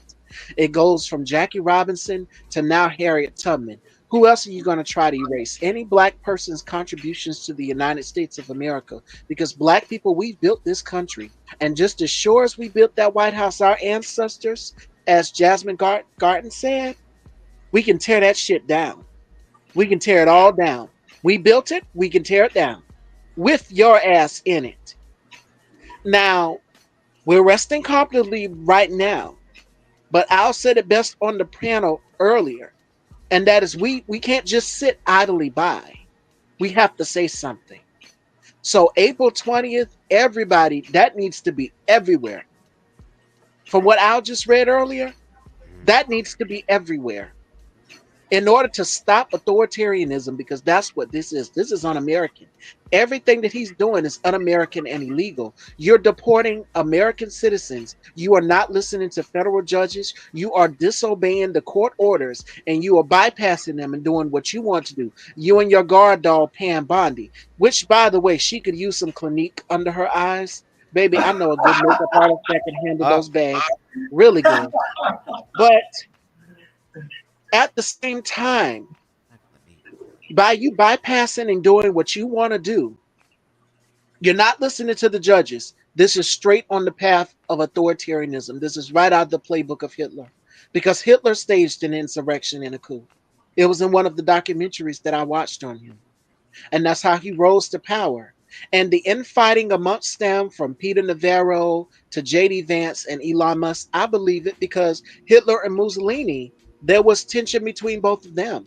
So their egos will clash and the empire will come crumbling down. The same way Nazi Germany failed, because what was it? The Germans came, the Allies, all of them came in and took over and did what needed to be done. Those people were released from those concentration camps. Now we have people that are being in Guantanamo Bay that shouldn't even be over there. They're American citizens. They don't know when they're coming back. And the Supreme Court is disobeying the order, saying, hey, you need to bring this person back. You need to bring this person back. They're still disobeying the orders. So for right now, I say we need to do what we're doing, and that is talking, having these conversations. If you're uncomfortable with queer people, you need to have a conversation to get a better understanding of us. The ones that are willing to understand. And to the ones that are not, like those red pill space platforms who have that internalized misogyny, homophobia, transphobia, you don't want to let that shit go. That's on you. It's a you problem, not a me problem. I'm living my life comfortably, and I am existing in the context. And if you don't like that, that's on you, my love. That's all on you. You have to look in the mirror and fix that. Yeah, Black Men Unfiltered Network. That would be you that she's talking about. You and the other ones out there. I ain't say shit. I ain't say no name. Those crazy I'm just talking about me. I ain't ass- saying no name. But go ahead. I I ain't gonna stop y'all. But go ahead. No, I said it. Black Men Unfiltered Network. We've already been in there and heard that bullshit. And now they're starting to see that what they bargained for, what they voted for, it's not working in their favor. At the end of the day, if you have any brown in your skin, you are a target. You are a target in this country. So you can be Byron Donald. You can be down here. I love this guy, Tim Scott. You can be anybody else. If you got brown in your skin, you are not qualified for the job. There's one black person there. Was Secretary HUD? Where's Ben Carson, by the way? I haven't heard anything about him. Haven't seen him. Where's Ben Carson? Deshaun, try to mute real quick until you're ready to speak because we're getting feedback. I'm sorry. But go ahead, Queen. This new gentleman that is there, he's unqualified for the job too, even though he's black, but he's a damn fool. Like, they'll let go of you pretty soon, the same way they did with Ben Carson and the same way they did with Omarosa. Once they done using you, they will dispose of you like a used condom, honey. Trojan man. Mm-hmm. Okay, Deshaun. Sorry, go ahead. Get you in here. Oh, not Deshaun. Yeah, it's all set in place. And also, what else was I trying to say?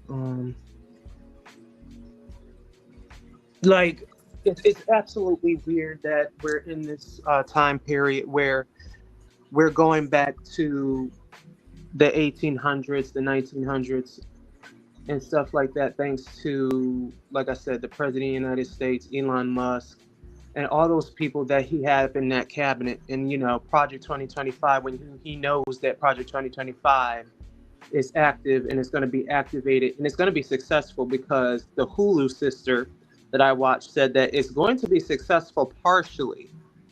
That's going to be set in place. That's what she said it's going to be, predicted. Because one of the people asked the question, because she had one of those cards, and she said, "Oh yeah, it's coming in hot." Yes, it's coming in hot. Definitely. No weapon.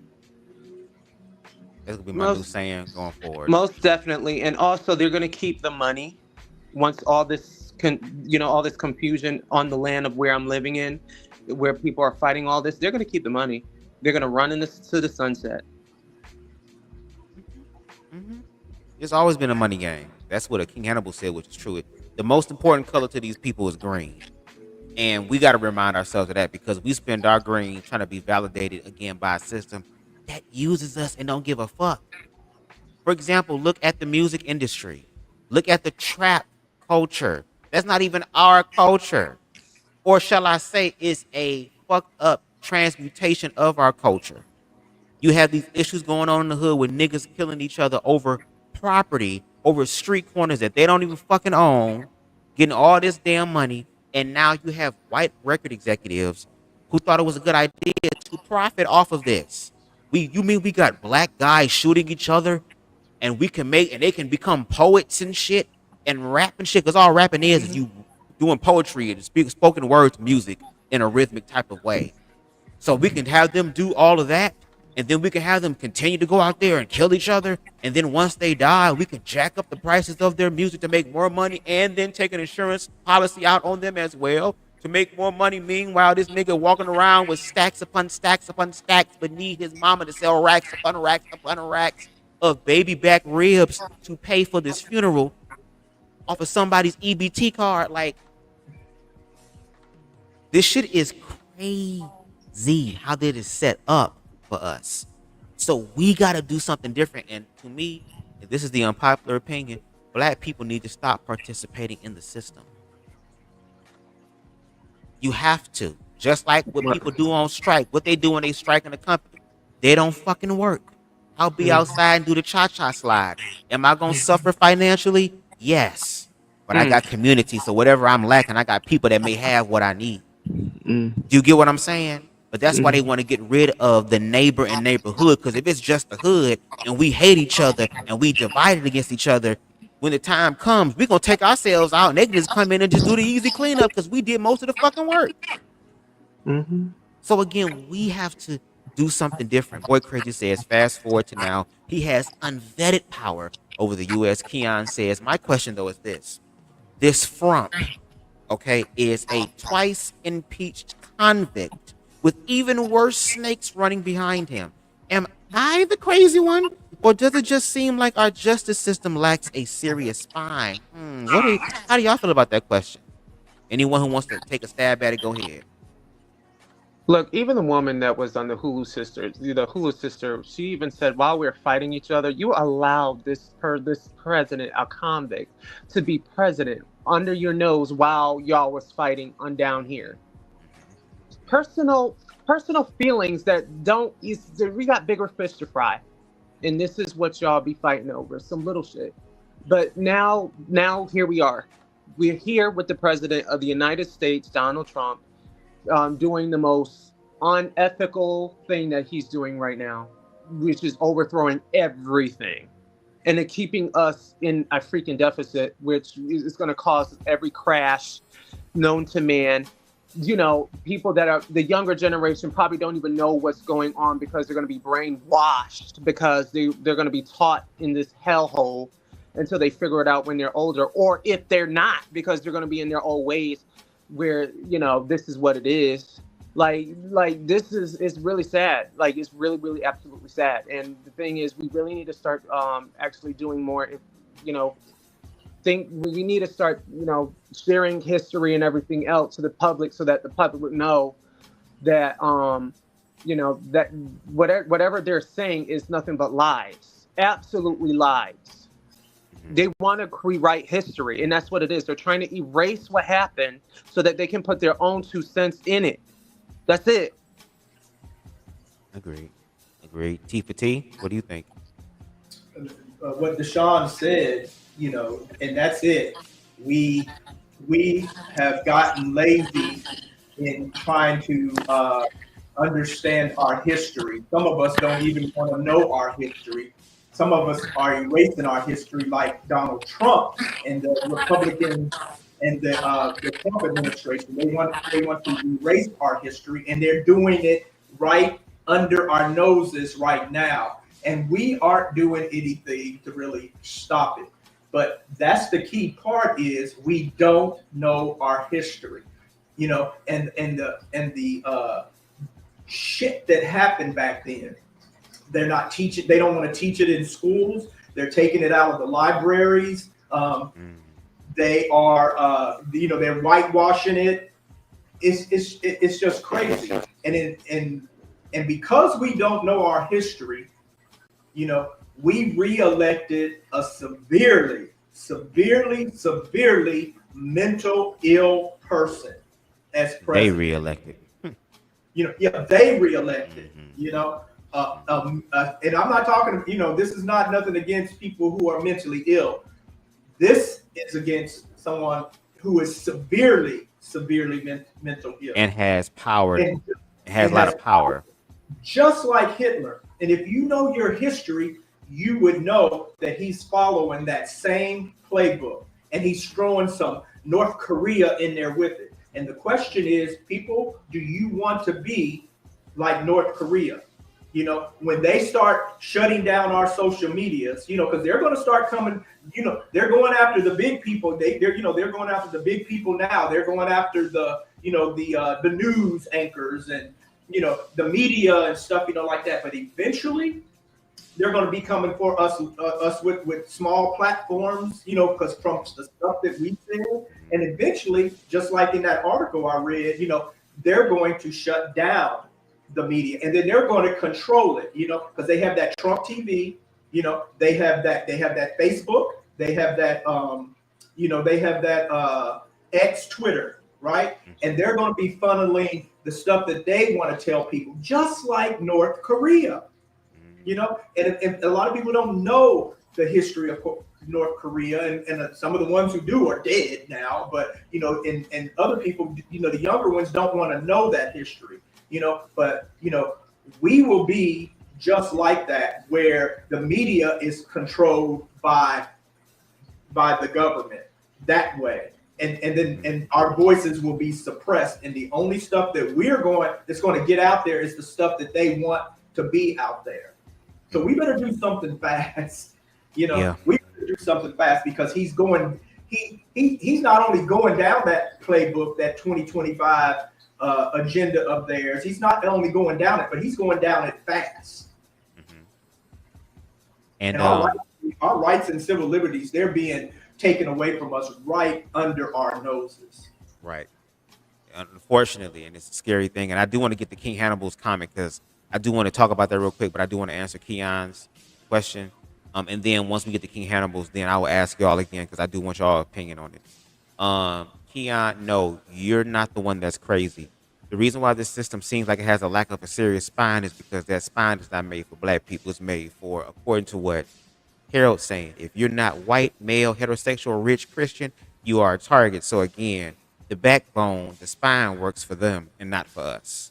That is the thing. Keon says some judges are for sure pushing back on him, but it just feels like our justice system is showing some of its corrupted true colors with this dude and his obvious oligarchy. It's baffling. King Hannibal says this. King Hannibal says this conversation isn't substantive. It's always Republican versus Democrats when both parties don't give a fuck about black Americans. Now, before y'all go, I will say this. No shade. I can understand that being the case. Unfortunately, because a lot of our people in the community are like at lower levels when it comes to this stuff, we have to meet people where they're at. So again, because people don't want to get to the information right away, they like things, especially black people, we like shit extravagant, grand. So I got to be able to bait the people in reference to what they're talking about, and then hopefully have conversations. Because to your point, I agree. Republicans and Democrats don't give a fuck about us. They are the two wings on the same fucking bird, the same hawk that is flying around in the sky, getting ready to go down with his sharp ass talons and fuck us up. There needs to be a third party that actually cares about the people. Because again, the Republicans care about those who are rich and white and wealthy, or for the most part have wealth with that, because at least with wealth, we can overlook your bullshit because you're paying for it. But as far as Democrats, somebody has to cater to what those people consider the dredges of society, those other people over there. We keep this American dream up. A lot of this shit is on our hands, which is why I say, for us as black people, we have to just accept that the system will never ever want us. It will never ever give back to us. Jesus, white Jesus, could be knocking and sitting on their, typing on their shoulder, talking about now Bill, now Barbara, I need for you to go ahead and do it. And they will fight Jesus. They already saying that Jesus' ass was a punk ass bitch. He was too weak. So if they willing to do that on their Lord and Savior, they damn sure ain't gonna give a fuck about us, which is why black people, we have to do something different. If other ethnic groups, if other people can come from other countries and create their own neighborhoods, like here in Dearborn in Detroit, there's a city called Dearborn that's predominantly Muslim.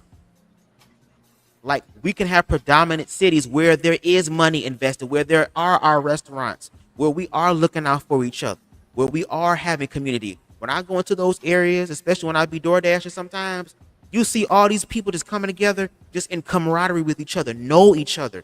We need to get to that part. That's what black people, if you ask me, need to be focusing on. What does black community looks like? Let's start having cookouts again. Let's start having block parties again. Let's start looking out for each other's family again. Your mom and daddy ain't home. Okay, come over here. You're going to be at our house until your parents come home. Yeah, so-and-so, I got your child over here. I'm going to make them something to eat. We have to start getting back to that, and we don't have that. And if we do not get back to that, especially if what they're saying about April 20th is true, then we're going to really be fucked. So let's take the time we have now to do like what we're doing now. Talk to each other. We can have differences of opinions, but let's work through our shit to get to where we need to get to. So with that being said, to King Hannibal's comment, does anybody would like to give their commentary about it? we do need we need a third party, a fourth party, a fifth party, a sixth party, a seventh party, other than just a 2 or 3 party. Unfortunately, that's all we have right now is Republican, Democrat. Those are the strongholds. So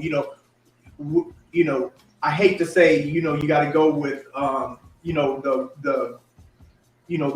one of two, the best of two evils or whatever, because I don't really see the Democratic Party as evil. Yeah, there are oligarchs up in there. There are racists up in there too, but the majority of them aren't. And that party, the Democratic Party, does actually fight for democracy and for the underdog, where the Republican Party does not. The Republican Party I see as a greedy party. They're a racist party. They're a misogynistic party. They're basically a right wing religious cult party.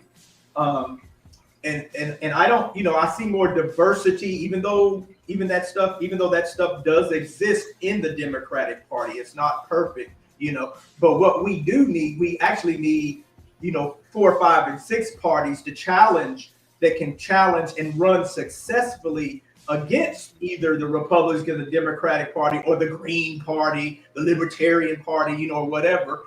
Just like, some other countries do have that, Europe and stuff, like that. So, but unfortunately, right now we don't have that. So we have to go with what we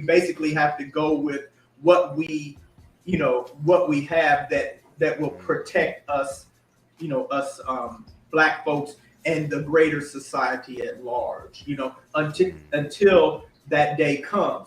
But if this shit happens where Trump shuts, where he sticks the military out on us and he shuts down social media, he shuts down our voices, and they repress, and if they successfully are able to repress us, it's not going to matter whether there's a 5, 6, or 7th party at all. We're going to be like Russia, where we still go out there and vote, but Putin always gets reelected, even though he didn't get the majority of votes. It's going to be rigged.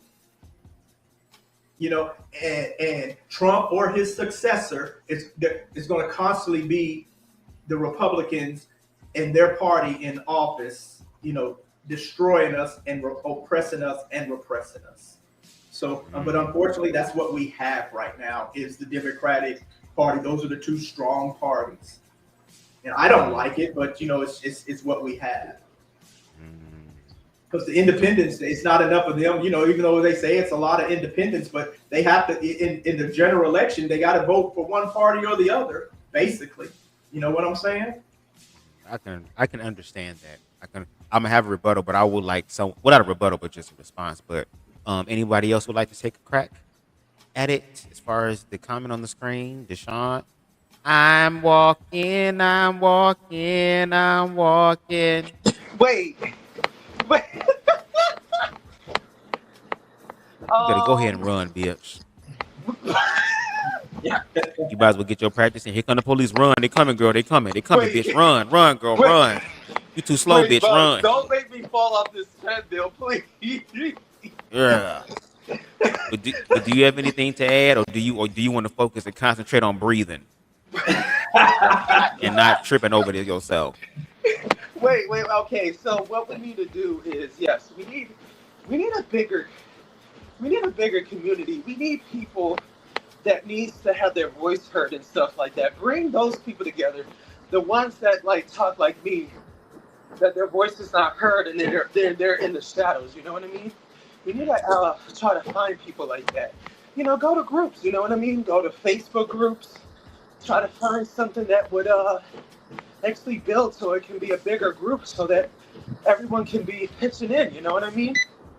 That's what we need, so that we can have a big communication and a big channel, so that we all can communicate and stuff like that. So I think that's what we should do in the community, so that our voices can be heard and stuff. So continue to talk to each other, to spread the word, not just in social media, but just word of mouth. Experiences. That's something you really can't take away or burn unless you do something to that person. And shout out to Deshaun running without sounding like, oh my God, you doing a good job with your breath control, bitch. Congratulations. I'm so happy. Okay, no shade. Because one thing that I hate to do is cardio. I hate cardio so much, so I try to do other things to kind of offset it. But Queen Stevie, what are your thoughts? How do you feel about the um the comment on the screen? Well, I'm gonna say this. Um, it goes back. I love what Al just said, which is everything that I was thinking. That the Republican Party has shown us constantly that they are about themselves. That if you are not white, male, Christian, rich, Harold put it in the comments best too. Everything, that's exactly what I was thinking. They're about themselves. And Donald Trump said that if you vote for me, just vote for me just one good time. We have it fixed so good, you'll never have to vote again. Now in Congress, they're supposed to be looking at this bill where women, if they don't have the correct last name, if it's not on the birth certificate, passport, or whatever, they won't be able to vote. They want to take away a woman's right to vote. They want to take away people who are in rural counties like myself and Harold. I'm in South Carolina, and we know the South Carolina will always be a blood red state. Like, it's not going to change. And so I had a conversation with a Trump supporter during the election. That was the only thing that we agreed on, was that South Carolina was going to be a red state. It is not going to turn blue. So what I think Democrats need to do is, you have people on the front lines like Jasmine Crockett, who I think is doing an outstanding job. Like, she's pushing back. And you see the Attorney General, Pam Bondi, and others, they're fearful of powerful Black people who have voices. So I wouldn't be surprised if they're going to do what Al said they're going to do, and that is suppress journalists, because Donald Trump has labeled people like myself, Bubs, anyone, tit for tat, anybody, what did he call them? The press is the enemy of the people. That's not true, because you don't like what they're saying or giving people the actual truth. One of the judges that he appointed for the Associated Press put the Associated Press back on the press pool because he took them out. He took them out of the off of the press floor where they do the press briefings, and where you see the press speaker, homegirl that's up there always regurgitating the same lies as him, gaslighting us, Carolyn Levin. You see her up there. But what I think the Democrats need to do is what they're doing right now. Take a page out of Cory Booker's playbook, which I think was genius. For you to filibuster for over 25 hours, because Republicans would have did it too. Republicans would have did the same exact thing. You need to pull out of their punch book, out of their playbooks. Punch them where it hurts. Because this playing nice and siding with them to censure Rep. Al Green, some of y'all are bending the knee and giving Donald Trump what he wants. The reason why they're doing this, King Hannibal, the Republicans and some of the Dems, is because they're afraid of being primaried. Donald Trump has threatened their family members. There was literally wanted posters in the Capitol. Now, who the hell does something like this? This is not the Wild Wild West. We don't put up wanted posters of federal judges because they're pushing back and saying, no, you can't do this. This is illegal. This man wants to be a tyrant. And at the rate he's going right now, orb speed, very fast, we are losing all of our democracies, all of our freedoms under our noses. So what I think Democrats need to do is what they're doing right now, and that is pushing back. I love what Tim Walz is doing, which is meeting with people in red states, because MAGA Mike Johnson told the Republican candidates, the Republican there were Republican leaders who were doing the town halls and things. Someone said something about town halls. He told them not to meet with them. And then when they do show up and voice their opinion, they're paid agitators. That's what he said they were. They were paid agitators. Elon Musk said the same thing too. No, your constituents are pissed off. They don't like what you're doing. They didn't vote for you.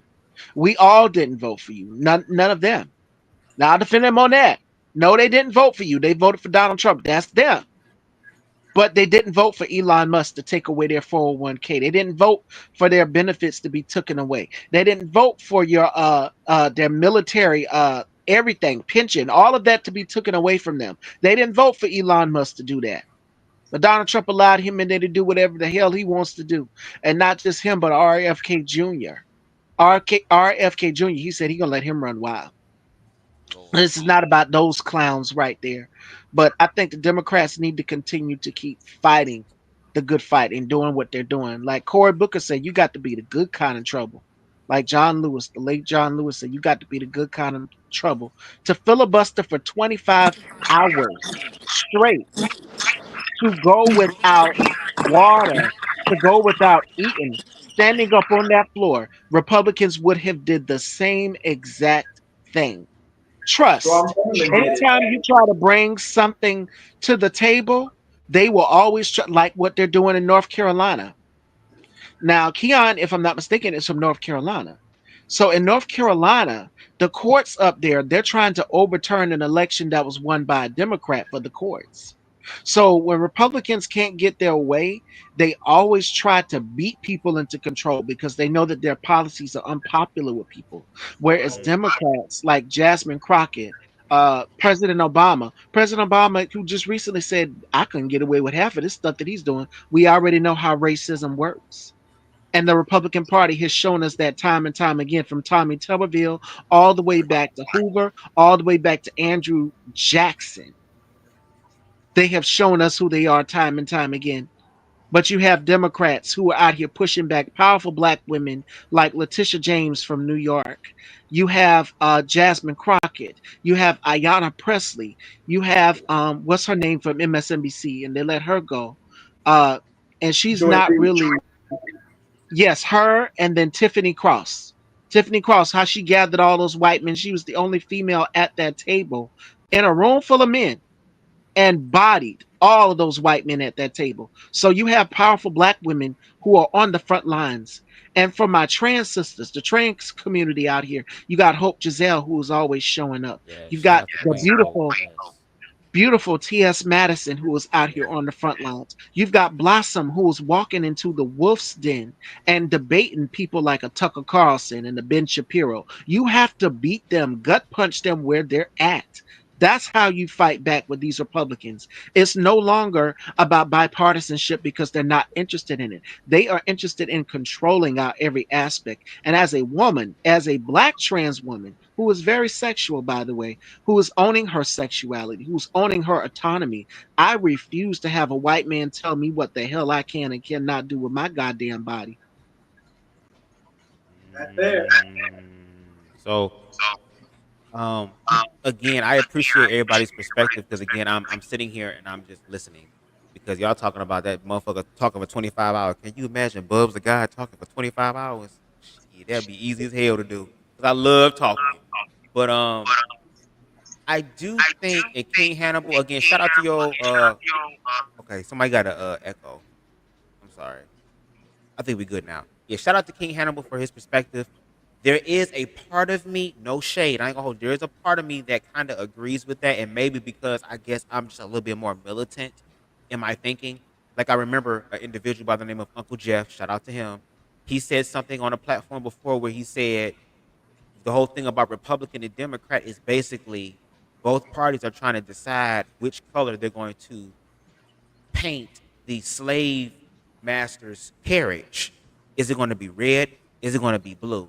Because it's like overall, and I think what King Hannibal is saying, like starting with blackness, but on a grander scale, we are all slaves in this system. I don't give a fuck. We are all slaves. It is the haves versus the have-nots.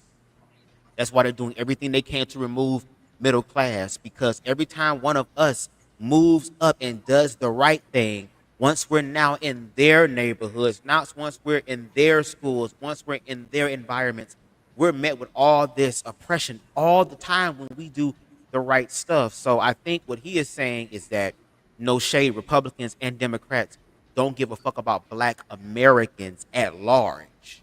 At large. And we already know the Republican Party ain't gonna do it. We know where they stand, but for the Democratic Party, like being told every election, vote or die, this or die, that or die. It's like, damn, can we have live or something? Can we get something? That's why again a lot of black people chose not to vote.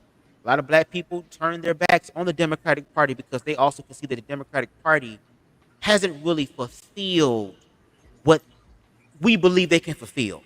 Because if other people can get other stuff, but meanwhile we ain't getting shit, and we've been here longer than the rest of these motherfuckers. It's like going to a store. It's like going to a restaurant and ordering at a restaurant, and you've been there for a whole hour. Meanwhile, motherfuckers who just came in, they getting their food. You gonna be sitting there like, excuse me, how damn long is it gonna take for me to get my food, Pippin? So in a sense, I can understand it. Let me get to a few more comments and then y'all can respond.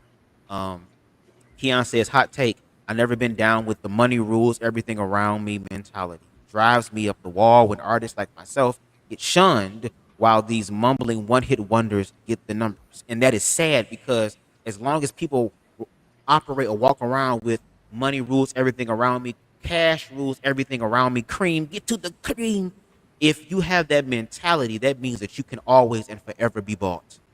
So if I already set your mind up to be bought, when the opportunity comes, especially when you having hard times and I come through with this breakthrough, you're going to think about it. Just like our people say, oh, I'll never do this, I'll never do that.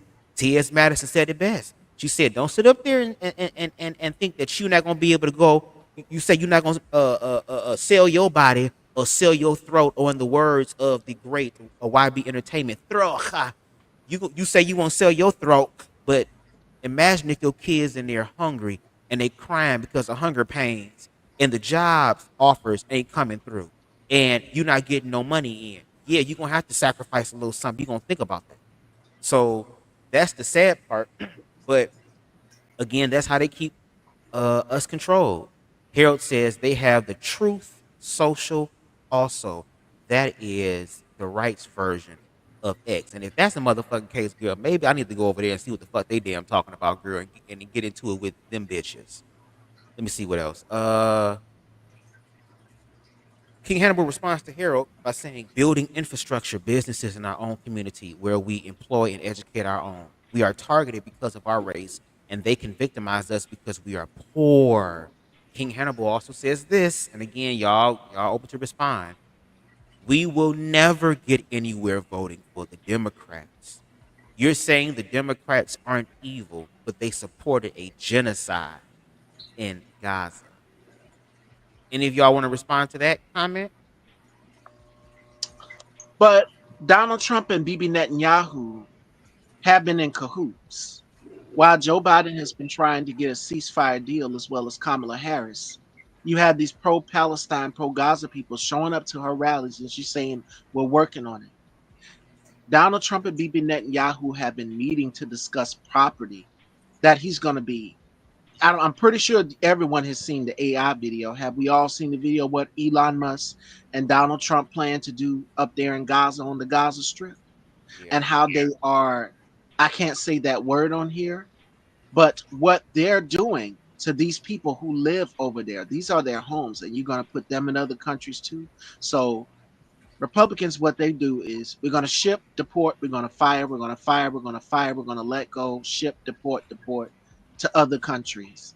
So while Kamala would have been how can I say, she would have been great to fix the issues that's going on over there, because she wouldn't let Bibi Netanyahu do the stuff that he's doing. Donald Trump and Bibi Netanyahu, as well as Elon Musk, have been having conversations behind the scenes during the election. So we would have gotten somewhere with the help of the Democrats. We would have gotten a deal. But Donald Trump would have just made it even worse, as he's doing with China right now, how he's handling this economy right now. So anybody who's pro-Palestine, pro-Gaza, you're showing up at the DNC breakfast. When the DNC, the Democratic National Convention, was going on, and y'all contaminated the food. Y'all put worms in the food at the commemorative breakfast. I remember that. Tabitha, Politics by Tabitha, covered that on her channel. So if you follow her, you would have known that Kamala was definitely for helping people over there in Gaza. She would have helped them. Biden was trying to help. But you had Donald Trump interfering. Somehow this man always seems to dominate the news cycle. And it goes back to what I was just talking about them controlling the news outlets and media. Putin owns the news media and outlet over there in Russia. So don't you dare put out a bad article about him, critiquing him or anything, because you'll wind up falling from a third story window. Netanyahu, Maduro, Orban, Kim Jong Un, North Korea, all of these men, these are strong men. These are our adversaries. And these are men that Donald Trump admires. So the Democrats would have got a ceasefire. The Republicans would have do what they're doing right now. And little Marco Rubio with his little fucking red carpet stepping off of Air Force One wouldn't have done shit but deport people to out of the country. That's what would have happened. So what does King Hannibal suggest? Does he suggest that we not vote at all, or that we vote? Do he suggest we vote for a third party or someone else who will not get elected anyway? Because how has that ever worked out for us? So if we don't vote at all, because I don't see any other solution as far as like Democrats, Republicans of what to do as far as that situation is. The only thing I can gather from what King Hannibal is saying is don't vote at all. And that's why we're in this situation now, is because there's a lot of people who didn't vote, or they voted for Donald Trump and that party. So I don't, what's your suggestion, King Hannibal, of what do we do? I mean, other than, because eventually we're going to revolt. It's going to be an insurrection, and the people are going to have to insurrect against the government. So we're going to have to revolt eventually. But as far as those parties, what do you do then? Because if both of them are evil and both of them are against us, then the only solution I see there is you don't vote at all. And then, that's why we end up in these situations. A lot of them now is because we don't vote. And I can understand that aspect. I do.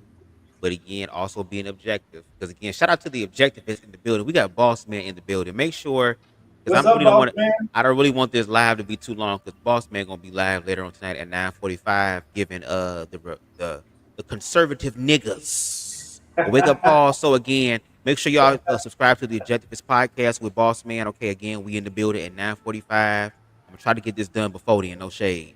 But this conversation is really good. But I think the answer to the question that you said, TBT, if you ask me, with taking what you said as far as, okay, well, if the Republicans are bad, we know this as far as their history. But then we're also saying the Democratic Party is bad, looking at the history. What do you suggest? We do not vote. I can't speak for Hannibal, but from what he is saying, I think what he's saying is, instead of, and again, King Hannibal, correct me if I'm wrong, because I'm not beyond reproach at all. Please help a nigga out. Okay?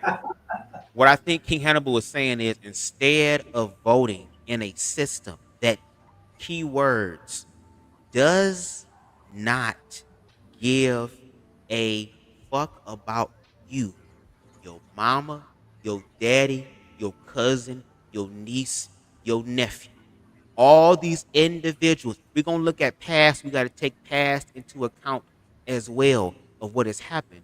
I think what King Hannibal is saying is, again, instead of voting for Republican or Democrat or even independent, because again, the independence doesn't have enough weight behind it like the Republican or the two-party system does. Instead of doing that, what he stated earlier was, let's black people focus on building infrastructures and businesses in our own communities where we employ and educate our own, which means that we ain't got to rely too much on the system as like everybody else does, because we are creating a parallel world to the system. Again, like you said, Black Wall Street. We were competitors against these people because we've always been the product. We've always been the slave mules. And when the slave mules have autonomy and create their own shit, because these white people wasn't out here doing the shit, it was us. So If we can focus on creating in our own, taking all our money that we're not giving to Target, we're not giving to Walmart. Matter of fact, we ain't giving it to somebody unless they melanated and it's for the cause of black people.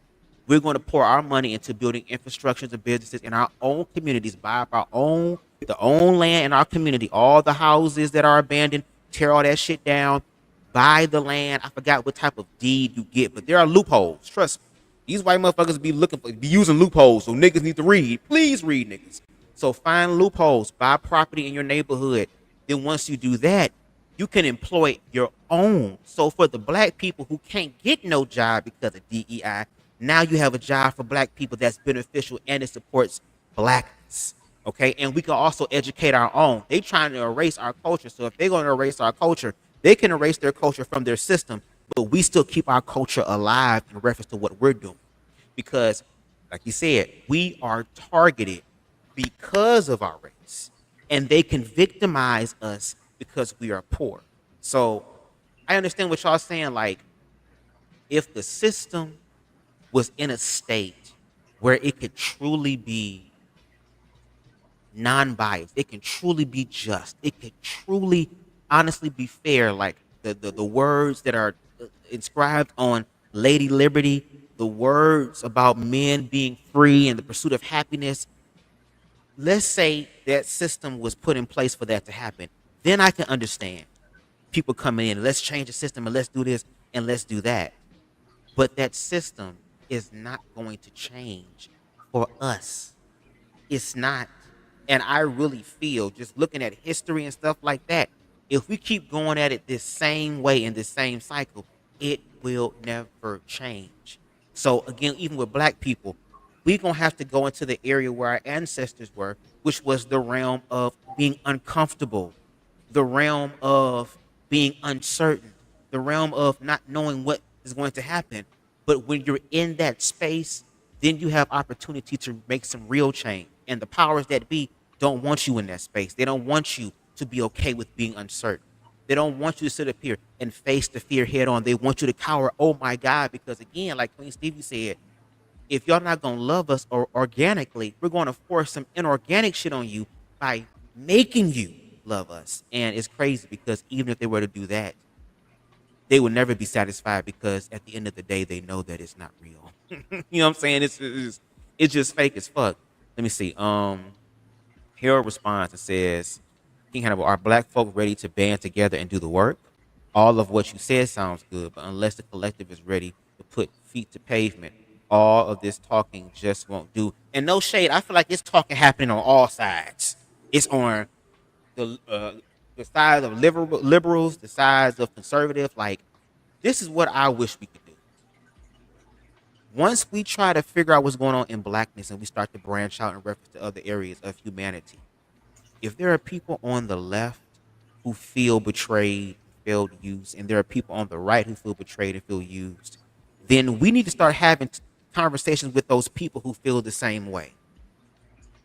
There are people right now who voted for Trump who are regretting it.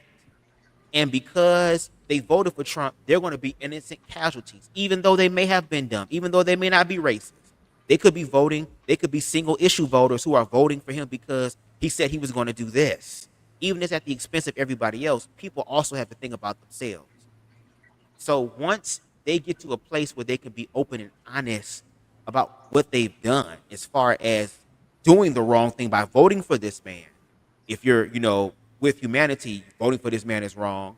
But we have to also create space for those individuals to be redeemed. But you don't be redeemed like that. No. You want to be redeemed? Take your ass out in the streets and protest. Do what we do. Matter of fact, use your privilege to the max. I need y'all to be Karens in the street. I need y'all to be talking to those police officers. Excuse me. No. I'm writing a letter. I am writing a letter. Get your chief down here, goddamn it. Because white people can cuss motherfuckers out and cuss them out. They be cussing the police out all the time. Fuck you, asshole. Oh my God, you fucking asshole. Leave me alone, dumb it. They can do that. We got to keep our hands on the steering wheel and can't motherfucking move and can't breathe and shit. So there's so much. And that's why I like having all these different opinions, because like they said on I think it was the House of Dragons, and I say this a lot. In order to slay a dragon, you can't just hit the dragon head on. You got to hit it from multiple angles at the same time, at different times. You have to overwhelm the dragon in order to slay it. So we have to overwhelm the system. How do we overwhelm the system? By not participating. And we're going to have to be serious about it. And see, I think they're saving all of the death and destruction and doom and gloom for when we do that.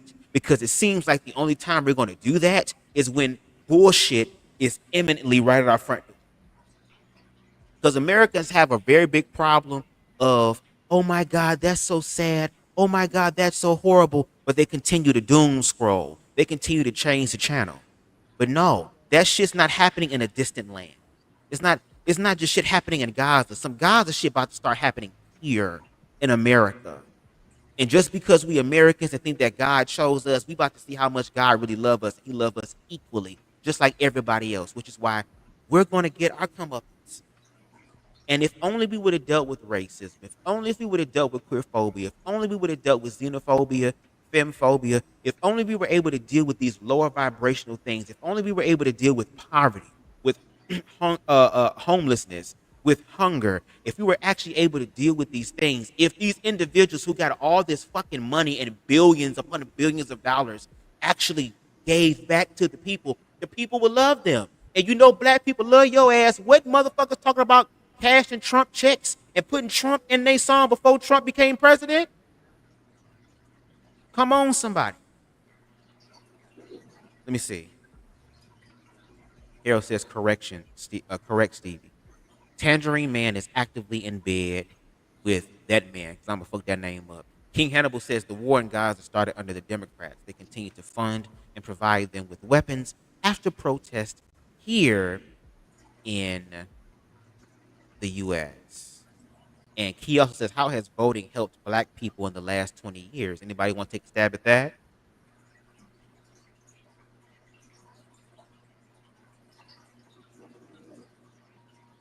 If not, that's okay.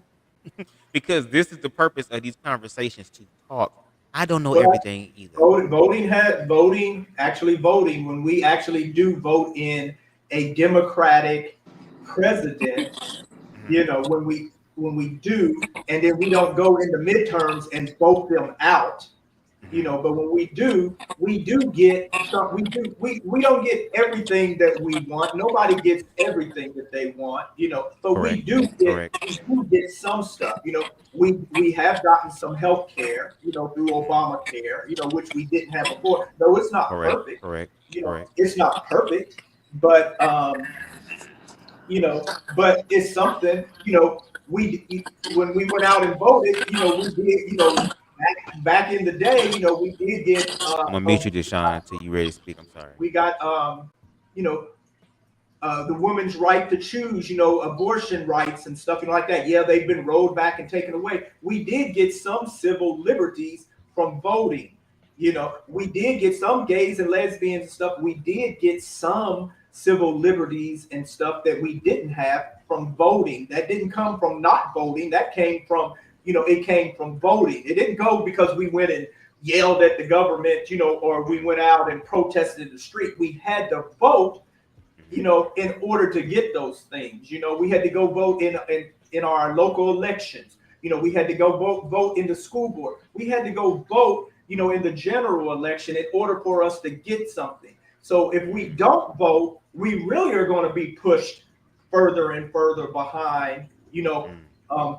No, it might not be perfect, but yeah, right. That's where your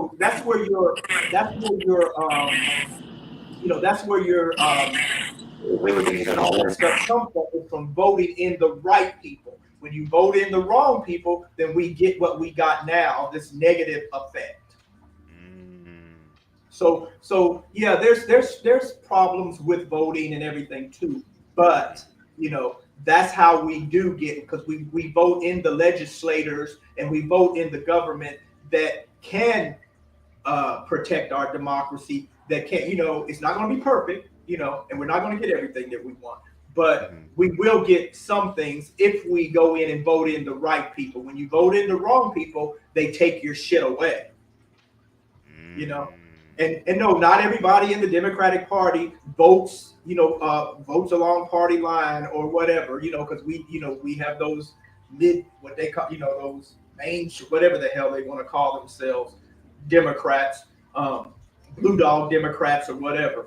But the majority of the Democrats would, once they are voted into office, they do help the general populace, and sometimes they help the little subgroups and stuff too. But mostly the laws and the rights and stuff that Congress and them pass is for the whole populace, And we still got to get out there. So, we still got to get out and put our grievances out there towards the government, and sometimes it takes a long time. Civil rights didn't just come right away, just when, in 1964.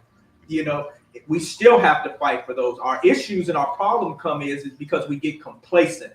We'll go in and we'll go and vote, this time, but then we get complacent and we don't follow up and we don't hold them accountable. And when you don't hold them accountable, somebody else comes in and holds them accountable, and they get the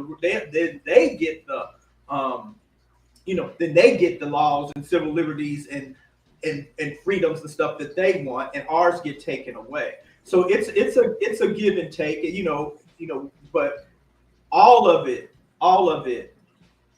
is everything that we do, even staying home. Okay, even staying home is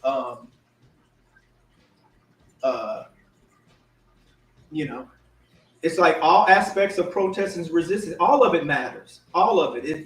Protest marches and rallies, they matter. Okay, organizing, educating the masses and stuff, voting, even sitting your black ass down matters. That's a form of protest. Supporting black-owned businesses, that's a form of protest and stuff too. And petitioning your government. All of that matters. Not one single thing left out does not matter. I don't know if I'm wording that right, but everything we can do, right? Even going out there protesting or sitting home and looking out the window because we're fed up and we're tired. That's a form of protest. It's all okay and it all matters. Okay, so you're saying basically all forms of protest have a place, basically. Protests have a place. If we don't get out there and show how damn angry we are, and we just sit at home and don't get out in the masses, then of course the government is going to say, they're going to just, we'll just mow right over them. Eventually we're going to have to revolt. We've had protests and stuff now, and they're gaining, but eventually they're going to get bigger and bigger, because once they really start taking all of our damn rights away and suppressing us, we're going to have to do something, because we ain't going to have no black businesses support. We're not going to have no own black businesses or anything to support, if we are even further suppressed as a people. I can understand that. So I guess if the system was again like in a better position for that to happen, as far as black people finally getting something, how would you feel about, like, hypothetically speaking, okay, whatever the government gives to us, we'll take what they give us, but as far as the other stuff, like you said, we may not be able to get everything in reference to the system, but as far as our experience and reality on this planet, we can get as much as we motherfucking want. So, like, maybe if we had more of the community and the neighborhood, again, that whatever the government doesn't give, we can find that in the neighborhood. But the issue is we don't have that in the neighborhood. It's not even the government. They're not giving us shit. That's our money. That's our stuff. And if we don't fight, our liberties, we're human. Those are our rights to live, exist, and breathe. They're not giving us shit. That's our stuff that should be our God. If you believe in God, whatever religious entity you believe in, our God-given right. Our liberties, our freedoms, even if you don't believe in God, and it should be preserved. Right. Our rights as American citizens, those are our rights. They're not giving us shit. Those are ours. the money we pay into the system, and if we need some assistance, you know, we need some food stamps or we need some government assistance, we need some medical or whatever. The majority of Americans who are of working age are paying into that system, so it's ours. They're not giving it to us. That's what we are owed. Okay, well I stand corrected in the Get out giving. there, we have to get out there and fight for it. We have to make them give it to us, because if you don't make them give you stuff, they're not gonna give it to you. They're gonna give it to them. Yeah, and I get what you're saying in the aspect. I guess I was just saying it in the fact of when you were talking about, if we do get somebody who is democratic, who does care about the people, that we're not going to get everything. We're going to get something. And I was asking in the context of like, okay, well, what happens if whatever the government decides to give us, which are those things that even we can be like, even though it ain't everything, I'm okay with this. What I'm saying is, can we also do that while also creating in our communities so that whatever it is that is lacking, that they're not going to give us? Because like you said, we got to fight. Why I got to fight you to give me some shit that's mine? That makes no sense. But yet when it's time for you to pay back, now all of a sudden you on dial up internet shit. You on AOL now. We in 2025. So, but let me see real quick. Harold says, what are the pros of withholding your vote? Every time I ask this, there's no valid argument for why we should vote. Well, I kind of gave my idea, and again, it's very unpopular, no shade, but I mean, based on my perspective, again, my perspective is not everybody else's, and I'm grateful for that because I get to learn. But from my perspective, again, like, this system really doesn't care. If we have to continue to fight for a system to give a fuck about us, and we've been doing this for centuries, when are we gonna wake the fuck up and realize that we not want it? Keon also says, to tit for tat's point, I truly pray it doesn't get to that point. As much as I want to see this dude leave office, it better not come to that, or it's free game for everyone for real. The Purge movie. King Hannibal says, thank you for proving my point. So nothing specifically for Black Americans. But Bossman also says this too. Voting is useless if you George Foreman vote. Set and let. Vote without staying engaged and informed. So how do you feel about that right there? What Bossman said. It's correct. Okay, Queen Stevie, Deshaun, y'all want to share anything? We about to wrap it up in a minute. Yeah. If you don't vote, there is if y'all don't vote, then it goes over to the college or something, and they vote for that. And the majority of those rich freaking people, they'll vote for you. It's as simple as that. It's as simple as that. Like, it will go to the college vote or whatever you call it. That's right. Electoral college. We'll go. And they decide. He said that college shit. And that's it. And then they take your shit. They take your exactly. Your shit. Exactly. They take everything away from you. That's the reason why it's important to vote and stuff like that. Because the thing is, we were actually in the blue when Kamala was there, when Kamala was in the campaign and stuff like that. What happened was, again, Elon Musk was the one that spiked the vote, and also those people down in Atlanta or whoever somewhere down south burnt some of the people's vote that voted for Kamala. That also as well, because they wanted Trump so bad in office is ridiculous. So they wanted to cheat the vote because they're the ones that actually cheat the vote. Those white people that actually are mega. And I actually did a show on this. So I listed everything that we got, everything from our vote for voting for Obama and for voting for Biden. I listed in that live, or it wasn't a live, it was a video that I uploaded. But I listed in there the stuff that we did get from our vote for voting for the Democrats. And I also listed in there what we got from Donald Trump and the Republicans, when Trump was elected in 2016. 15, 16, whatever. So that's all, if anybody want to go check that out, you can check that out. Yeah, please make sure, yes. Yeah, because I'm not going to list all of that stuff here, but I did go and list what we did get, and that came from our vote for voting them in. And it was quite a bit of stuff, but a lot of people, I hear black people say this all the time, well, they don't give us nothing, we don't get nothing. I'm not going to vote because I don't get anything out of it, you are getting stuff out of it. They're just not going to. They're not going to research to find out the stuff that's helping them. But they still want their. It ain't just black folks; it's everybody. But you still want your government assistance. You want your welfare. You want your Medicaid and your Medicare. You want your Social Security. You want your health care. It's a whole. You want your school. You want your school funding. Which that comes really locally, but the government still helps and assists with all of that. So it's a lot of stuff that we get from voting, and there's a lot of stuff we don't get because we don't vote the right way. We vote against our interests, and then we whine and cry about what we're not getting and what happened and why are they doing this to me, or whatever, and I'm suffering. But we vote, we vote against our interests, and then that's what you get. You got what you voted for.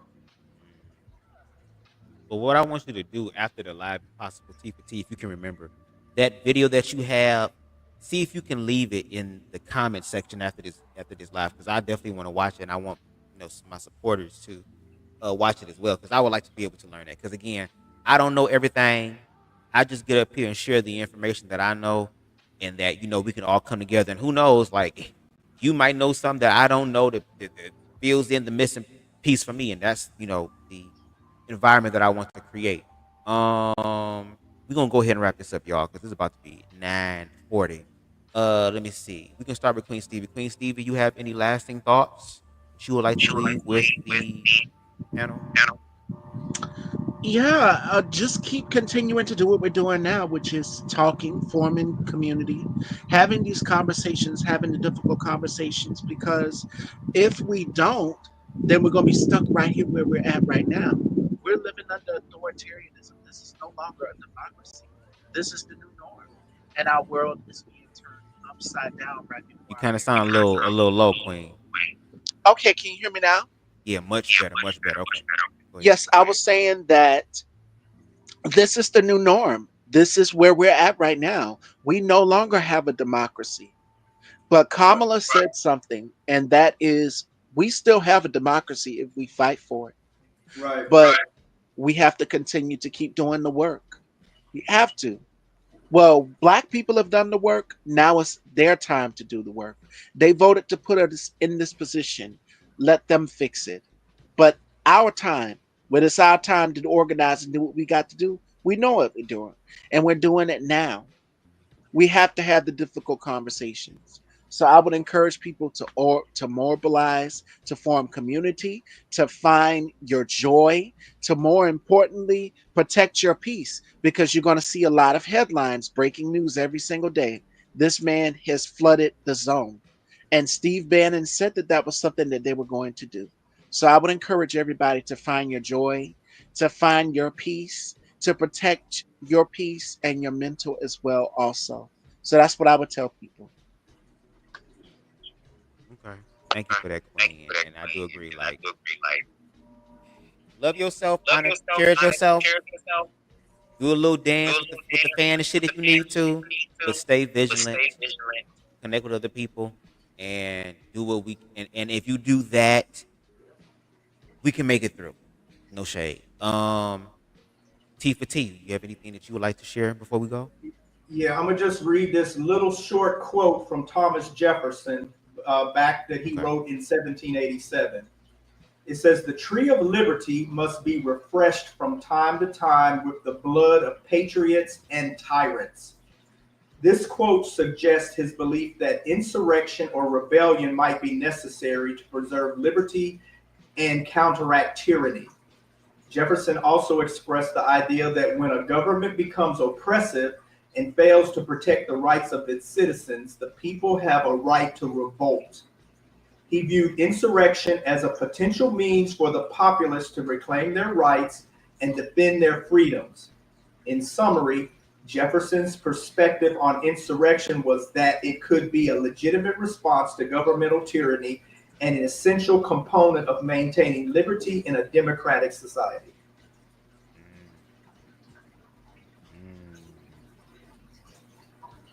Good. Okay.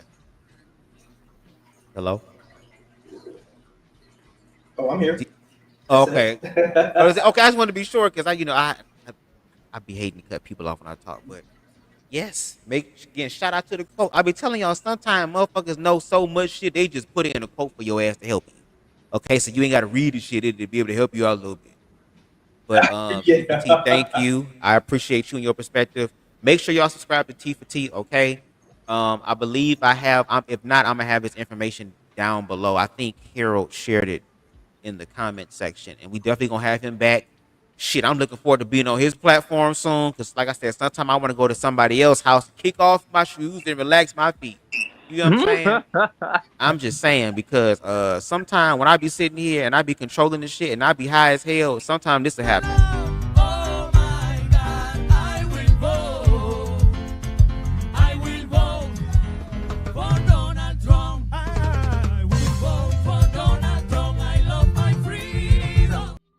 Y'all see how he just staring right at the camera? He just staring at the camera, high as hell, just staring. You all right, bud? I'm sorry. Oh my gosh, no shade. When that camera when it was zoomed in on him like that, it really traumatized me. When I first saw that clip, I was like, "What song can I put underneath there?" And I started thinking about you, Deshaun, with the damn T.S. Madison shit or whatever. Now let me put this on there. Cause see, my man, hold on, I got this little thing. I'm about to turn. Hold on, I'm about to turn to it. Hold on one second. Hold on. See, my man? See, my man? He don't fuck with y'all homosexuals like that. Cause see, my man? He'll be messing with y'all punks like that. Cause y'all be doing that gay shit. He don't like that. Cause see, my man? Okay? He wear boxes with dick holes in them, girl. And he got a little bit of shit at the back of him. So I know he's straight. Cause see, my man? Stop. Oh my God. Let me stop being stupid. This motherfucking, I got this little thing here, girl. All the different sounds and shit. Girl, I'm about to have Deshaun peeing on himself, bitch. When I tell you, it was one time we was talking, girl, having a video chat, girl, and I had him laughing so bad he was sliding out his damn chair. I'm glad he not on his treadmill because he sure would have been a quadriplegic, a paraplegic. I said quadriplegic, paraplegic, and all of that, girl. He'd been fucked up. You would have goes off with our short stack. Lord. Yeah, but he was telling me the chair was fighting with me and the chair won. Hell yeah, the chair was like it was dragging him back. I said, bitch, how the fuck you fall off the chair and the chair dragging you back? And you in front of it. Damn. Jesus. What's going on, Lord? But Deshaun, do you have anything that you would like to leave us before we head on out of here? Leave people alone, please. Leave people alone. Oh my God. Okay, just leave people alone. This is Deshaun right here. And that's one thing. And you wanted it, okay, and you got it. You what? You wanted it, and you what? And you got it. That vibe would never leave you, nor forsake you. So that vibe.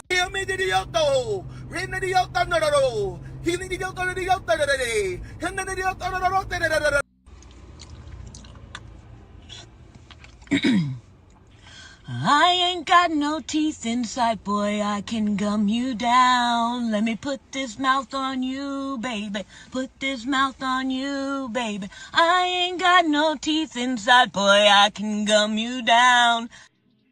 She got real serious, gumming you down. And the second verse came on, she was done. She took that teeth out and said, I ain't got no weapon.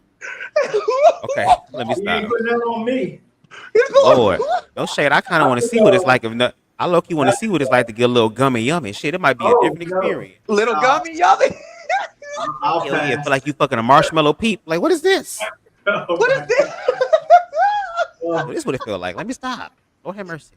But anyway, I want to thank y'all for joining us for this live. We definitely got to keep this live up. Again, if you want to join the Short Stack Revolution on Instagram, here are the parameters. Here's what you need, girl, in order to do that. First of all, you have to be a subscriber of BubzDaGawd and at least a subscriber for a month. You need to be engaging in the comment section so I know, okay, and can see your name and shit and kind of feel your vibe, because the way shit going, girl, motherfuckers infiltrate shit, girl. We all be on the list. We all be on the bus, bitch, getting shipped to the concentration camp, girl. And if that shit happen, girl, whoever told, bitch, I'm gonna whoop your ass in the spirit realm, girl. Fuck this. I'm just saying. But King Hannibal, if you're still here, if you can, if you are on Instagram, follow me on Instagram or send me a DM. I definitely want to have you on the platform and have a conversation, because there is another viewpoint that I would like to go into in reference to this conversation about blackness that I know is not very popular. And I feel like what he was saying in the comments, I kind of want to explore that more. That's just me. Just another alternate way of thinking that could be beneficial for all of us. Because again, there's pieces of information everywhere. But go ahead. Somebody saying something? Yes, Bubs, before you go, we should bring in an extra person in here too. Another YouTuber that, plays bingo. His name is Cash or something like that. We need to bring him to the panel. We do. Okay, girl. Hold on. Before we get this shit, let me go ahead and do this shit real quick before I spill some of Deshaun's tea. Deshaun ass done found this damn fine, light-skinned ass nigga with pretty eyes that go and play bingo and shit. And I be asking, why you be watching? He just like, oh, I just love his bingo skills. You mean the bingo skills of him digging off in your ass, probably, or spending some of that money that he won from them old ladies and he stole from them with their damn daubers and shit? Girl, what's going on? That's how he likes you, how you talk. He likes how you sound. He likes listening to you. So, he likes your voice. Hell yeah, I didn't know that voice can make motherfuckers melt and shit. Damn. I recently found out I got some say-so TV powers. I can make tops turn into bottoms and shit. I'm like, wait, what? This is a practice? This is an energy? That's something I rebuke. But it's something about. But listen, the T for Tat, you gotta admit, it's something about his voice. It's like, when he talks, freaky and stuff like that, and like, just put your headphones on. Put your headphones on and just listen. Just sit back and like, ooh. So basically, what you're saying is, I could be making another source of income by being a sex call worker. Because I think somebody told me in the comments last time, was like, you ain't never called the chat lines back in the day. Who knows? Now, if y'all willing to cash at BubzDaGawd a pretty little penny or something over $100, and you want a nice little 3-minute video of me saying some freaky shit, I'll do that all day. So hit me up in the Cash App, baby. I do that. I already love acting and being a voice actor and shit. Things I want to aspire to. I will go ahead and do some shit. What you need me to say, I'll do it. Yeah, it's like an advertising voice. It's like you're advertising the way you. It's like, when I first heard you, it's like, oh yeah, you know what I mean. It's kind of like your voice is like an advertisement, and when he was talking sexual, it's like, oh, this is perfect. So what'd you do? Wet your pants? No. Did you have a little drippy drip coming out of your panties? Girl, so it wasn't my intellect, it wasn't my damn content, it was my damn voice that got this nigga. You better be glad I ain't no goddamn scammer in another damn country swindling your ass out of millions of dollars.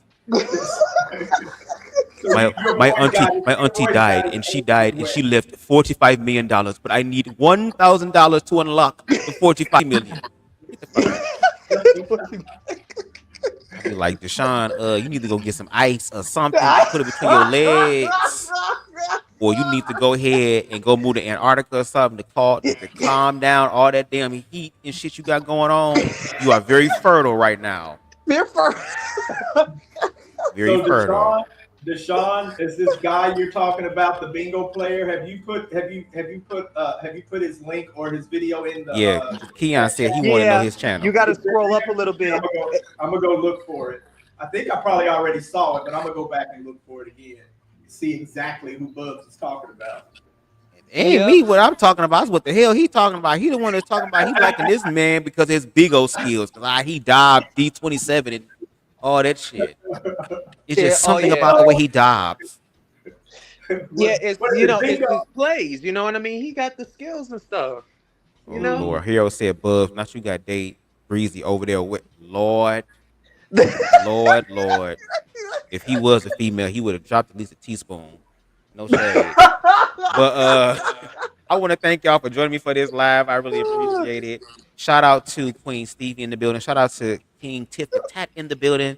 Again, make sure y'all go over to his channel, subscribe, as well as to Queen Stevie. Shout out to Deshaun in the building. Shout out to King Harold for being in the building. Shout out to Keon for being in the building. Shout out to King Hannibal. And again, King Hannibal, if you're still here, if you making it past the very zesty, moist ass gay conversation we have in a little bit, okay? Because you know, mommy. If you can make it past the mommy part, I'm gonna need for you to come through and hit me up in the DM so that we can have a conversation on here about the different conversations. To see mommy. Let me stop. Oh my God. Let me stop being stupid. Shout out to King Hannibal. Shout out to the Objectivist. I'm about to be in his comment sections in about a minute or so because he's live right now. Make sure y'all subscribe to him and check him out because, baby, he finna talk a whole bunch of shit, baby. He about to bring us some shit from last Wednesday. It's about to be good. I'm about to roll up and everything and put this shit in the air fryer, okay? No shit. Shout out to him. Shout out to Boy Crazy in the building. I said that, girl, the air fryer turn you on too? No, I was talking about what you were talking about with Boss Man. Oh Lord, what's going on, Deshaun? I already told you what your birthday gift gonna be. We got Queen Spicy. Shout out to her for being here. Who else? I think that was it. Shout out to everybody who came through. Shout out to those who peeked in. Shout out to the replay gang. Okay. And again, share your thoughts in the comments. Please make sure you hit the like button because it helps this channel to grow in the algorithms. We are at 859 on the road to 1K. If you like the vibe over here, hit that subscribe button as well as the notification bell so that you can stay up to date with all of my content and lives and more panel discussions. Okay. If there's anything that was said in this live that you agree with, please make sure to screen record it and share it on your platforms, social media platforms, and tag me as well as my guest on there so that we know that it's real. And if you feel compelled, come on, Queen Spice, and knew what was up. You can definitely hit that cash up, $BubzDaGawd. And I'm serious, bitch. If you send me $100-something and more, and you want me to do a little 3-minute 1-2 for you personally, let me know, because I will do it. Don't play. Deshaun already heard one of my damn stories that I made up that they struck off and got off of YouTube twice, and it didn't even premiere. So if you want the freaky leprechaun side of BubzDaGawd, where I can fuck up your mind and shit with my voice and seduce your damn ears and shit, turn you on from the inside out, because that's the only way I'm doing it. You can definitely cash at me at $BubzDaGawd, and I will do it. And I won't tell nobody. Only me, you, Jesus, and your grandmama gonna know about the shit. But again, thank y'all for joining me. For those of you who are going over to Boss Man's Live, I will see y'all there. Y'all make sure to enjoy the rest of y'all Wednesday evening. And until next time, everybody, peace. I can be anything I choose in this round. We are a sound vibration too deep to tell.